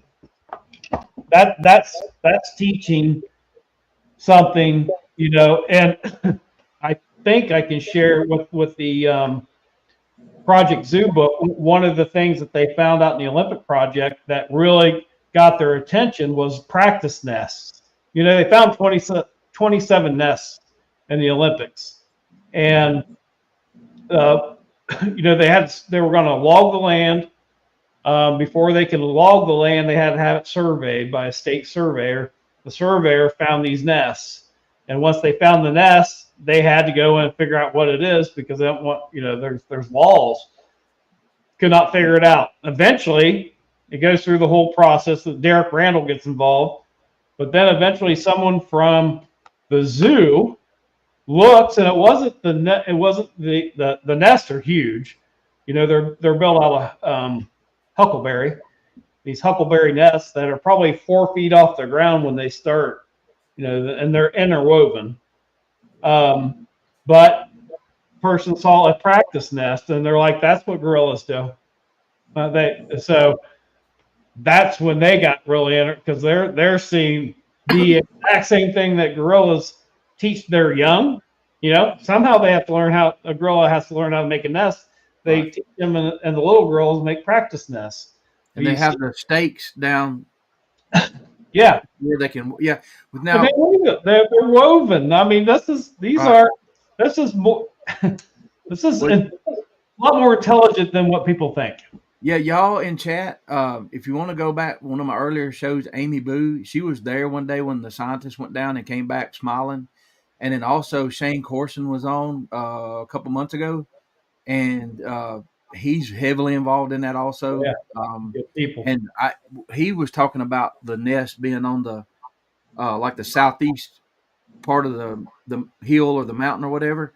When he said that, I'm thinking of the wind and the morning sun. You know, and if you've got babies, if you got small ones, that morning sun would be very important. I'll tell you something. This happened in one of these meetings with me and Shane Corson and a bunch of scientists. We were both on there. They were interviewing us, and before we, they told us about the Olympic project and stuff, and before Shane got started, I said, Shane, have we ever met? And he's like, no. That was the first time we'd ever met. I said, I just want to try something. I said, I want to show you what I want to talk about what we have here, since they've all talked with him before. I said, let's just see if there's anything that pops out to you. So without talking to him, he's on the other side of the country. I go into what I find here in Ohio. And I get to a part, and one of the scientists on there, when we first started, they have new scientists in there. She was pretty just very honest and says she don't believe in any of this, but we have her time for an hour. Yeah.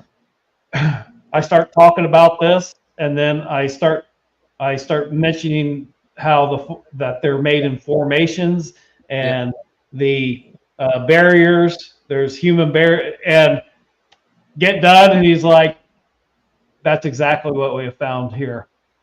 And by the end of that conversation, that scientist was amazed. She's like, first of all, she's like, I'm amazed, and she's like, I had no idea that this type of kind of research was happening out here. Like you guys, because they're really the Olympic project, they're on it, with their data, and I have my data. You start sharing that to a scientist, and they're looking at that, and they're like, yeah. All right, these guys are onto something. Yeah. And it was the same, because when we find these sites here, they're in formations, and they're specific, like what he was talking about. And usually even how far up on, now they have mountains out there. We have ridges here. Right. Same though. It's about the same general spot on the hill that you're going to find them. They're just higher up because they have more elevation there. Well, let me ask you this, Kain. So you have them there, they have them over there. I've seen some similar things in Florida, but different. And I've never seen any here. That doesn't mean they're not here, but I have never heard anybody that has. So would it be a difference in some of our caves and rock overhangs and other places they could have? Why would that be? Or the material? Because you said huckleberry there. What are they made out of? Here's pine. So the ones that Eric and I found were they were built out of pine, but the pine was, you had to go all the way up. I think we walked in on them while they were doing one, because it was like mid-process. There was branches going up the ridge, like they just dropped it and ran. So we kind of had an idea, like, because where these were built, these pines, this nest site that was being built out of pines, there was no pines there. So we went all the way up to the top of the ridge, and it was the top. Like first, we're like, where'd they get them from? They were taking like 10 feet and above all the tops of these pines and taking them down to this site and making this site. 10 feet. Yeah, 8 to 10 feet. Yeah. That's so pretty good. Short guy like me, I'm looking around like, I don't see. Yeah. And then you look at all the tops of the pines were gone. So that's what Shane had said. With the huckleberry, they would take and break it off, and I guess that's so plentiful they can make it right there. But so what was the difference? Why you think they brought it down to a certain spot? Was it a certain side of a hill just like theirs, or out of the wind, or Often that was, I think, maybe a rare. That might have been a really rare occasion. That could have been maybe one was hurt and couldn't go up the hill. One could have been a birthing center, you know.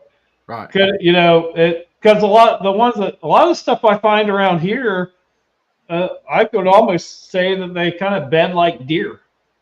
Yeah. You know, you see these huge Impressive. areas that are all flattened down. Actually, I have a video where one threw a rock at me, and I got that on camera. I was doing a video about how to use fat wood and start a fire with it. I was out there forever, and got done with my video, and I was still filming. This is when I was walking away. This thing screams and throws a rock and hits this big old dead tree. And I very slowly turned around and started following where I heard it come from. Now, granted, I was walking slow. I didn't want to run into this thing. But when I got to where it was, I could hear it going away through the woods. Yeah. But I looked down. There's this huge impression. It was not. Oh shoot, 50 yards from me when I was making that video. Watching you. There's a depression taken out of there and pulled the rock out of the ground right there. So it was just bedded down there for the day or whatever. And for whatever reason, if it wouldn't have done anything, I would have never known it was there. But Right. I waited until I was walking away. It screamed at me through a rock. And the only other thing I can probably help with that is it was in the exact center between my property and the neighbor's property. And there's probably 60 acres between us. It was in the exact, like, as remote as it could get between those two properties, that's where it was hanging out. So, just spitballing, with you walking away, do you think that might have been a distraction to keep you from seeing something else, or? I was walking towards it wasn't that far from here. It was, a couple football fields away from here. But I don't know. It really blows my mind, unless it was just maybe it didn't know. Maybe it didn't hear me until I got up and was trying. It saw me. Maybe it startled it or something. Right. But yeah, it took this rock, man, and it hit this big dead tree. I mean, it rung this bang. You could hear it. Yeah. And a lot of times when Eric and I would in Salt Fork, we'd find the nest sites. There would be like a old 2-track or something, and you'd find the formations on this side, but you go on the other side, and there's always, like, there's no way to get to that family group without, I guess you call a sentry or whatever you want to call it, a day watcher, whatever terminology you want. But there is always the groups that are stationed away. Sometimes it could be, sometimes they just taking brush and pinning it over, especially for something like that.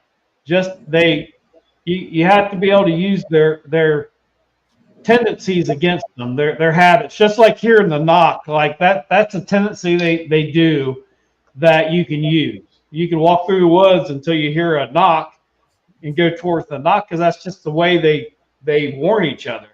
So that's knowledge that you can use against them. And it's the same thing kind of with way they set up.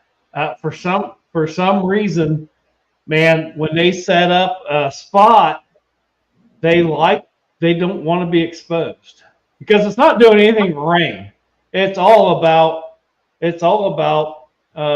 line of sight, and they just want to be, they almost not comfortable in the open. And you can see it when you're tracking, all the tracking I do, I can actually see when they're in heavy foliage, their strides, you can tell it's walking. When it gets real open, it's running. The strides get real, like it hauls through there and then slows back down. I tracked one and then a little one for like 3 days or something like that. And the little one was funny because the one was pretty much a beeline. Mm-hmm. And it would do that. It would just walk. And the little ones like this. It would run through the places that were sparse. And the little one would be back and forth, running around. You could tell getting sidetracked. And it'd always come back because you see in their footprints they would stop. And it's probably the older one looking both ways before the crossing. Yep. They get through the crossing, slows down again, then the little one goes. Pretty interesting. Pretty interesting to kind of see the. I've actually seen that, and the trackway that was found 3 years prior, it was the same way. That's what we were kind of like. We couldn't believe that because I never told anybody that because I didn't think about it. But the bigger tracks were two individuals, and they were walking in more or less in a straight line, and then it may have been two small ones. But they were just back and forth, crisscrossing and going out into the water a little ways, just a little bit, and coming back and running all over. I'm like, what in the world? And then when the other group said the same thing, I was like, oh, no, that's exactly what I saw. So the little ones are just, I'm sure they're trying to teach them or whatever, but it's just like our kids. They're kids. When I'm tracking, a lot of times you don't get, you're not going to track something. You're going to, at certain parts, you have to use your intuition and what you've learned before. And a lot of the older ones walk pretty much from point A to point B in a straight line. But sometimes they have a tendency to go from tree to tree. They like their cover. But that's something and a lot of times if I get stuck, I've done it so I'll be at a print. And I'll just stare, and I will not see where it went, So sometimes I'll just sit down and I'll just wait, and eventually something will come to me, and it might be just I've actually seen a branch. I'll look up and I'll be like, oh, it looks like it grabbed that branch, swung, and then okay, if that's what it did, and all of a sudden, 20, 30 feet away, you see another impression, or sometimes it's just the most minute thing that's out of place. Because even as big as they are, you think, I work a lot with cranes too. Cranes use giant pads, to hold, a back. Think of a 200-ton crane. They have to put it on these giant pads, or a lot of times if they didn't do that, the outriggers would go right through asphalt or concrete. And they usually have to sign a waiver before they set up their crane. And they use these really big pads they put their outriggers on. Well, think of a giant foot. As heavy as it is distributing its weight across a pretty big space. And, the giant tracks that I found, I had the four ones that were really good, but as I got into the woods, man, it was not, it was not something that it easily in the leaf litter could disappear. And those 4 tracks was 4 of them. They're 18 feet apart in 4 steps. And when I did my 4 steps, I was 7 feet in the same terrain. So I did a calculation. For me and that terrain, it would take me an hour point something to walk a mile, in that track because I was going uphill. Did the calculation for that thing at that, and it's a pace going up the hill was going at 3 miles an hour. So if you think about that, someone has an encounter and they see one, they call the law, and the law takes them a half hour, 45 minutes to get there. That thing is over 3 miles away. Yep. 3 miles. I think it's a lot of times when you go out there and you're like, where, this thing disappeared. Well, we're not putting it in that time, that in that time scale. When the 2 people had an eyewitness account here, I was in here. It was a documentary for somebody else they were filming here, and at the end of it, we got on the subject of lights in the woods, and the guy said, "Well, Kain Kain's seen lights in the woods, and the guy's like, you mind if I interview you for a little section about these? So while they're filming in the cabin, you gotta be, quiet. So the guys went outside. The two other guys went outside, and they were hanging out so we could film in here. And while we're filming, they come in and they're like, grab your thermal, it's out there, So I think they're full of crap. Okay, I'm just like that happens when people get here. They get Bigfoot on the brain. But I go out there, I'm like, okay, what'd you guys see? And I get hit immediately. I get pellet. It was either a rock or a nut of some sort, like from this way. Watched it come in. I'm like, oh. So they were like, it went across the driveway and it went right up here, right up on this ridge up here. So I have really good thermal, and we're up there. Can't find this thing. They got it on film. My entire cabin gets pelted with rocks. Something like a handful just hits my cabin, and we're like, I'm walking around, never found it, couldn't find any thermal trace. It was the next day we were looking for prints, and that's when we saw the impressions. What happened is a bat or something triggered a motion light that normally wouldn't be on, and it flew in front of my motion light, turned it on, and they just happened to be looking. They're out there smoking a cigar, talking, and just happened to be looking as it's crossing the driveway, and then the lights went out. So it's pitch dark out there again. So the last place they saw it was behind this big tree. Well, when we went out there the next day, that thing went, the last place they saw it, turned around and went right back to where it came from. So that whole time we were out there, it was behind us. But that was we're just going by what they were, the last place they saw it, and we didn't know. It went right back to where it came from, and it all makes sense. That's where it could be close to that. That's right back here. It's probably behind a carport. There's gravel right there. Tossing, because I was thinking, how could it throw gravel that far? Because obviously I'm not seeing it. So how far is this thing that it can throw gravel? It wasn't. It was behind us. We threw their gravel, pelted the cow. I mean, you can hear it. Everybody's like, what the hell? And but it just outsmarted us. That's all. I mean, it was that simple. The prints, the next day, it was like, the only place we didn't look. Yeah. Well, I know you were talking about the tracking them. I haven't had an opportunity to track many of them, but one of my favorite things happened this year. There was a place being cleaned up, and I like, we need to get up there because the ground is so hard. I can't find anything ever.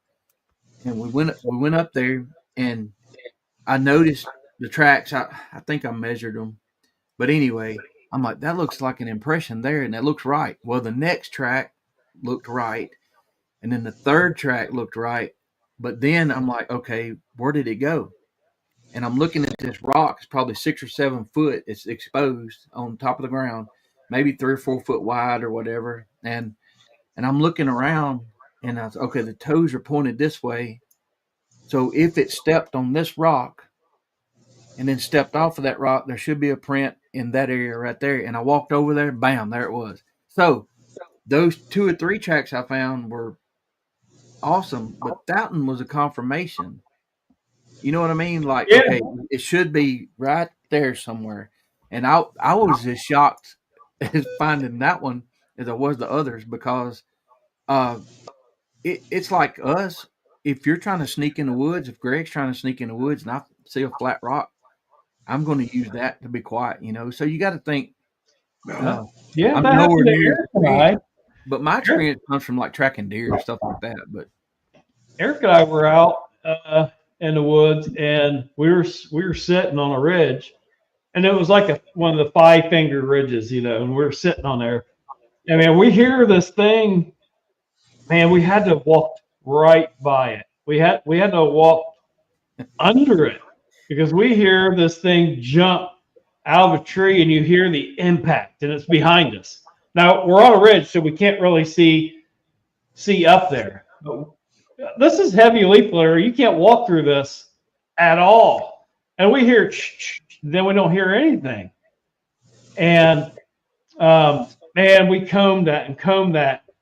On that back side, finally, the only thing that made sense was there's this giant tree that had fallen, and I ended up getting on that tree and walked all the way down the ridge silently. It had to be. That's the only way it could have left the area without making a noise, because it's dry leaf litter. It's super loud. Right. And then there was a creek down there, so we're like, well, we know what we heard. Whatever it was really big, and the only thing that made sense was it walked that tree all the way down to get away. So tonight, smart. Exactly. And tonight, you mentioning that swinging motion and throwing somebody off, I never would have thought of that. And one time, I keep seeing these here. I keep seeing these smaller saplings, but they're tall, but they're bent over slowly, and the only time I've ever seen that was in an ice storm, which we haven't had since '94 like that, but it's different. And these things are bent in an arc, and it has to be placed under something else to keep it. There's tension on it. And there's bows, like the bows that get pinned down. Yeah. I don't know if people realize this or not. Those change. Those, if you go out in the woods long enough and you got a real one, yeah, it'll be pinned this way, certain time. It'll be standing back up a certain time. It'll be pinned the other. Like, that's when you've got something, because those change, and so do structures. Structures change. Not all of them. Some have an ability to be standing for years. Other ones get replaced, and usually happens about this time of year. It's almost like spring cleaning. It happens out here. There'll be a structure that I've been watching for 2 or 3 years. Now I go out there and there's a totally different one there. So that means something. They change. Sometimes they change. Or it's a different group in there, or that's another thing that might be happening. There might be a little territorial battle going on. That I'm kind of leaning towards that too. Like, one's knocking all the other stuff down and tagging, like gangs do, tag the area with their gang signs. Is kind of what it looks like. But it's right. It's an obvious spot where it looks like there's something going on back there. But there's just a lot, with. So people that take pictures of these things go back and check them again. Yeah. Oh yeah. And usually if you take a picture of something, you've got the GPS data on your phone. You can go right, and usually you put it on there, you can walk right back to it. I got a beautiful. I've used it a lot on my website, but it was a giant X in a tree, and it was there for years. And it was, several years later, went back to that spot, and it had changed. They had taken that X out of the tree and built a completely different structure out of those limbs. And did something right beside. Yeah.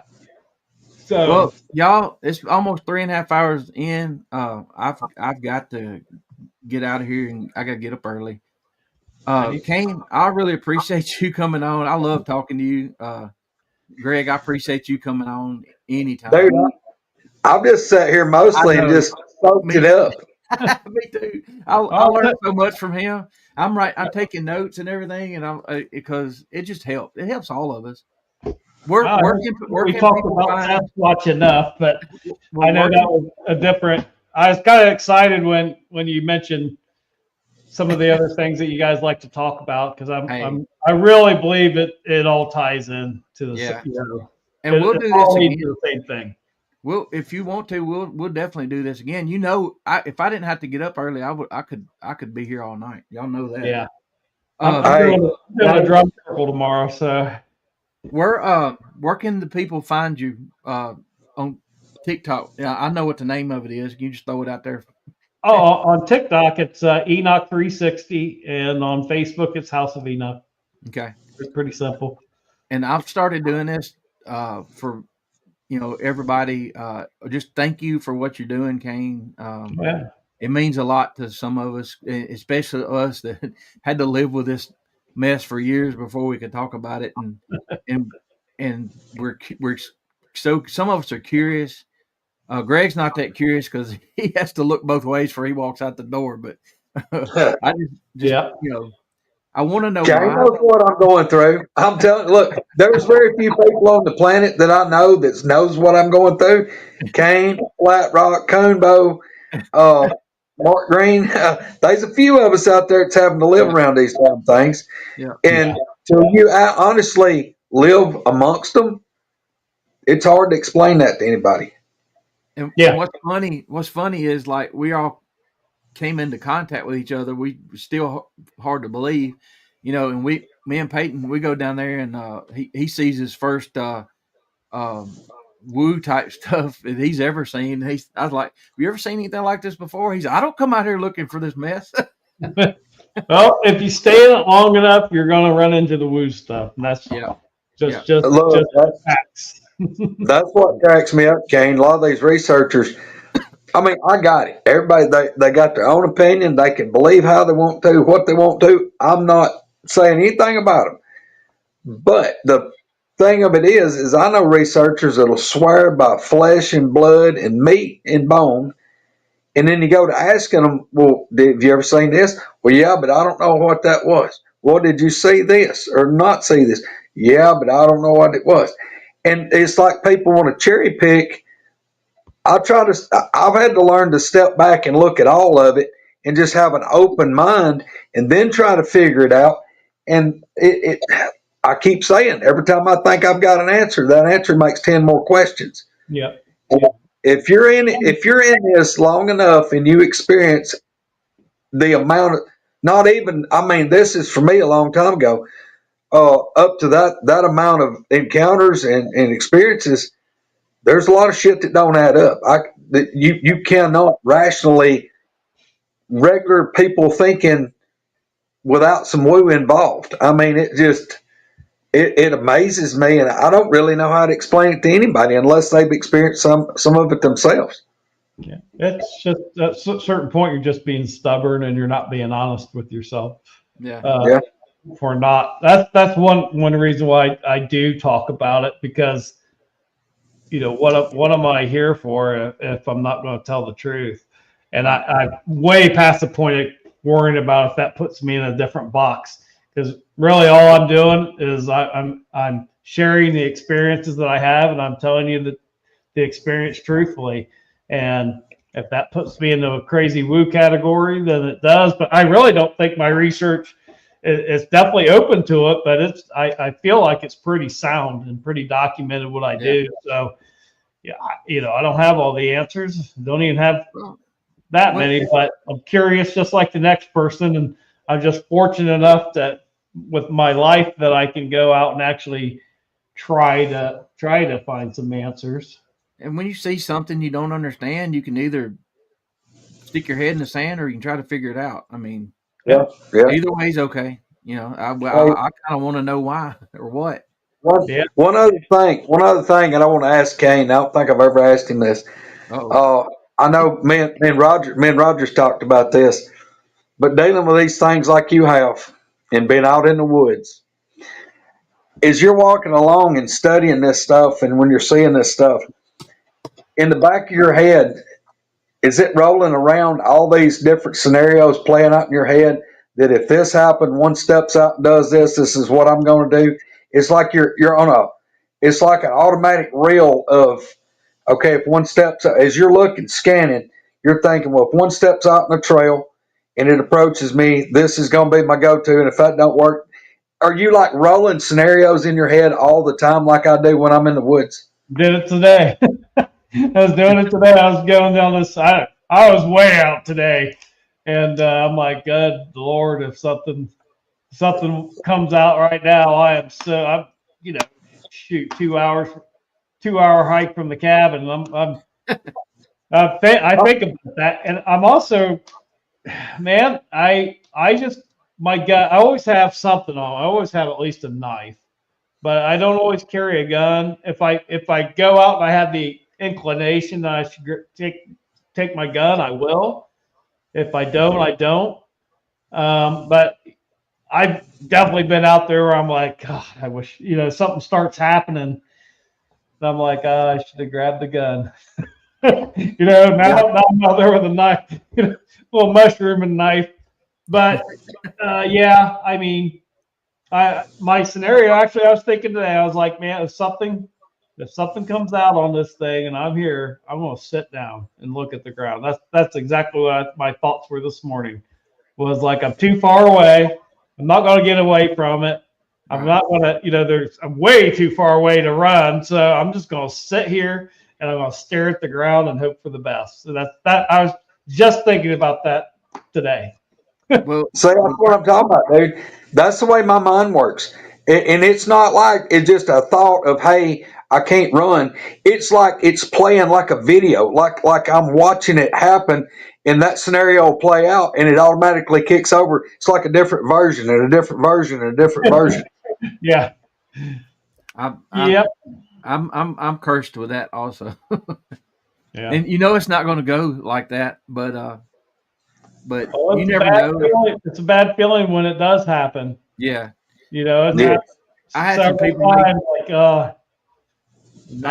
made fun of me when the screams happened at Holland, and I was like leading my wife closer to the camp, and then I saw the one lady that was scared to death, and I went to her to try to calm her down, and I was scared myself. I knew what it was. I knew as soon as I first heard the first one and how loud it was. I'd heard it before. And I went into that protective mode. I don't know what I was going to do, but I would, like get everybody else to safety first, and then deal with it. But I didn't know what they were about to do. There was 3 of them. There was one close, one over to the right, and then one across the ridge. And it was like scream, answer, answer. And I'm like, oh crap, And that's just the ones. That's just the ones that let their presence be known. It's not counting the ones that could have been behind us, So. You never know. You never know how you're going to handle it. Eric and I used to do it on purpose. We would hike so far in that there's no way you could leave at night. You'd have to be there for the night. And boy, when stuff happens, that feels like the dumbest decision you ever made in your life. You're like, we can't leave. We're going to have to sit here through this all night. That's happened to us, and it's freaking terrifying. Yeah. And it's relentless. That's one thing I've noticed here is when stuff's happening, man, it don't matter. They don't care if you got to get up at 5:30. They don't care if it's a Tuesday night, and it's relentless. And so, like, I have something hitting my window in my bedroom all night. Like, you don't get any sleep. And after several nights of that, you're starting mentally. It's wearing you down because I still got to get up and work. I got to, and then I've had this thing tapping on my window, 8 times in a night. Seems like every 15 minutes or something. You're like delirious after 3 days, and they don't have a time clock. I wish they would only come through on Friday and Saturday nights, but that's not how it works. Well, once you, David's joking here. He said also he paid y'all a compliment, but then he said I also think you're kind of nuts for going looking for him. He's joking. We are. But the thing is, it's. I said 100 times. I don't know why I do that, and I don't do like you. I don't go 2 miles into the woods now when we hunt, we do in the day. But you can bet I'm getting my tail out of there before it gets slammed dark too. But me and my son scared one or spooked one the other, first day hunting season, and it was funny because talking to you and Greg and hearing Kumbo, I heard this thing turn and how heavy it was, and went, whew, like, dang y'all! It wasn't a mad sound, and so Peyton starts up with the scope, and I put my hand on the gun. I said, "You know what we've been told about that?" And I showed my hands like way before I met Ernie Davio, talked with his story about the Bigfoot that showed its hands. Mm-hmm. I showed my hands. I said, "Hey, hey, we're leaving." It just I do that all the time. and I we do that eased all off. the time. I do that instinctively, even when I'm just out hiking. You know, if I think something's going on, sometimes I even lift up my shirt. I'll kind of, you know, a lot of times I'll have my walking stick or whatever. But yeah, I mean, I do know that it seems like when you trick one, if you get one up on them, they don't handle that very well. That's when Yeah. they get nuts. And It- it's happened to me with some game cameras and stuff like that. yeah. You get the jump on one of them, they don't handle it very well, and they throw I a think can. if I had my flashlight on, we never would have heard it. But we were tired, and we normally talk and kick rocks on the way out because we don't want that to happen. But Yeah. but we were so tired, I didn't think about it. It was just daylight enough for me to see that green grass, and it was dark on the right here beside us, and that's what happened. It was a weird day all day, from the very start of the day all the way through. There were no squirrels, there was no sounds hardly. The birds, I knew something was up. We were texting back and forth. I said, Peyton, just keep your eye out because this ain't a regular day. Now that's maybe 2 days of hunting season in that spot. You know, it's not, you don't go in there and have to move them out of the way, but you need to be paying attention because they've run Peyton, or we won. They have run Peyton out. They called Greg, I think, on the way home, and we told him what happened. You know, so it's good to have people to call and talk to. And most of your encounters, you're not going to see one. It's going to be being stalked and stuff like that. I mean, I've been doing this, you know, for over a decade now, and of all the different encounters and stuff I talk about, I can name on one hand the amount of times that I've actually seen something. It's rare. It's really rare. I've only seen 2 since 1985. One, and then a year and a half ago or so. Yeah, but you'll have the experiences. You'll have, you know, all the other stuff that goes along with it. But it's almost like, you know, my second sighting that I had was I had been training myself to, when I hear a tree knock, to look the opposite direction. Yeah. And that's exactly what happened. There was a really loud tree knock to my left, and I forced myself to turn right, and I seen 2 of them. Wow. You know, we had often thought that's distraction. Yeah. And I mean, these were 2 running about 40 miles an hour through these woods silently. That's crazy. Until they got into the thick stuff. But it was that, you know, it's so hard to do too, to not look that direction. Yeah. That means there was 3. There was definitely 3 there. Yeah. And when you have that's another thing. That's why I told Peyton that time the one was throwing a fit and the little one was screaming off in the distance. I said, you might want to look behind us. Because this here, I had a feeling, and that's when he saw something behind us, but he didn't, you know, say it was a Bigfoot. But anyway, if you're going to get in the woods, you're going to get surrounded. Yeah. That's what, whether you realize it or not, there's probably going to be at least 3 to 4, and they're going to manipulate you away from the family group and steer you in whatever direction they want to steer you. Yep. And if you don't comply, I promise you will. Yeah. They'll ramp it up until you comply and get out of the area. But that's what they do. I mean, I think once you're spotted, you know, Eric and I talk about being triangulated. We get triangulated. And from that point on, they are handling the situation and they're getting you out of the area. Yep. And that's giving probably the family group time to vacate the opposite direction. But you're not going to follow that family group. I don't care who you are. That is not going to happen. You're going to get steered out. Your body will let you know. Tell you what, I would suggest that would be the stupidest thing you could ever do, is try to follow that family group. Yeah, you're going to have a very bad day. Well, they ramp it up. And this is something that you can practice over and over again, because Eric and I have done it for years. Is the first is you get a tree knock, which is the warning. We used to go towards the tree knock. As you get closer to where it happened, the next escalation that's going to happen is you're going to start getting things thrown at you.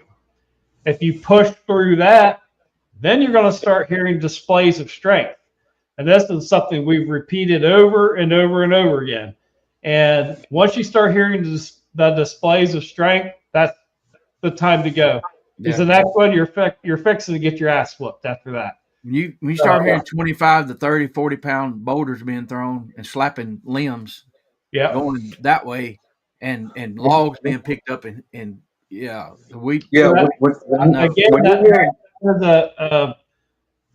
is a behavior that you can use. We know that's the tendency they do, so we can take it up to that line. And, whenever we're out, we'll take it to that line until that starts happening. Then we start back. Usually you'll hear the slow. When that starts happening around you, they're sending you the warning that you don't want none of this. I called Greg and I said, hey, when these things get upset and throwing a fit, do they walk in a circle? He's like, oh yeah. And cause we had one just throwing a fit, and I could hear it. Well, anyway, I could talk, y'all. I gotta go. Yeah. All right. Thanks to everybody that was watching. Hey, thank you so much, brother. Appreciate you. Appreciate it. Thanks for the invite.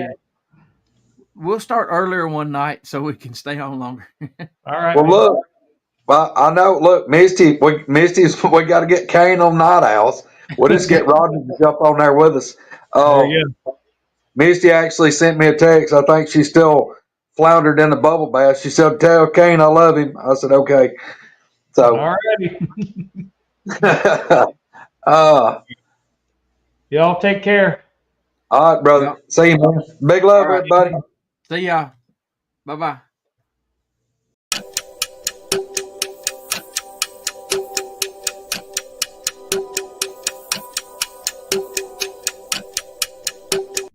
Welcome to Squatch and Holler.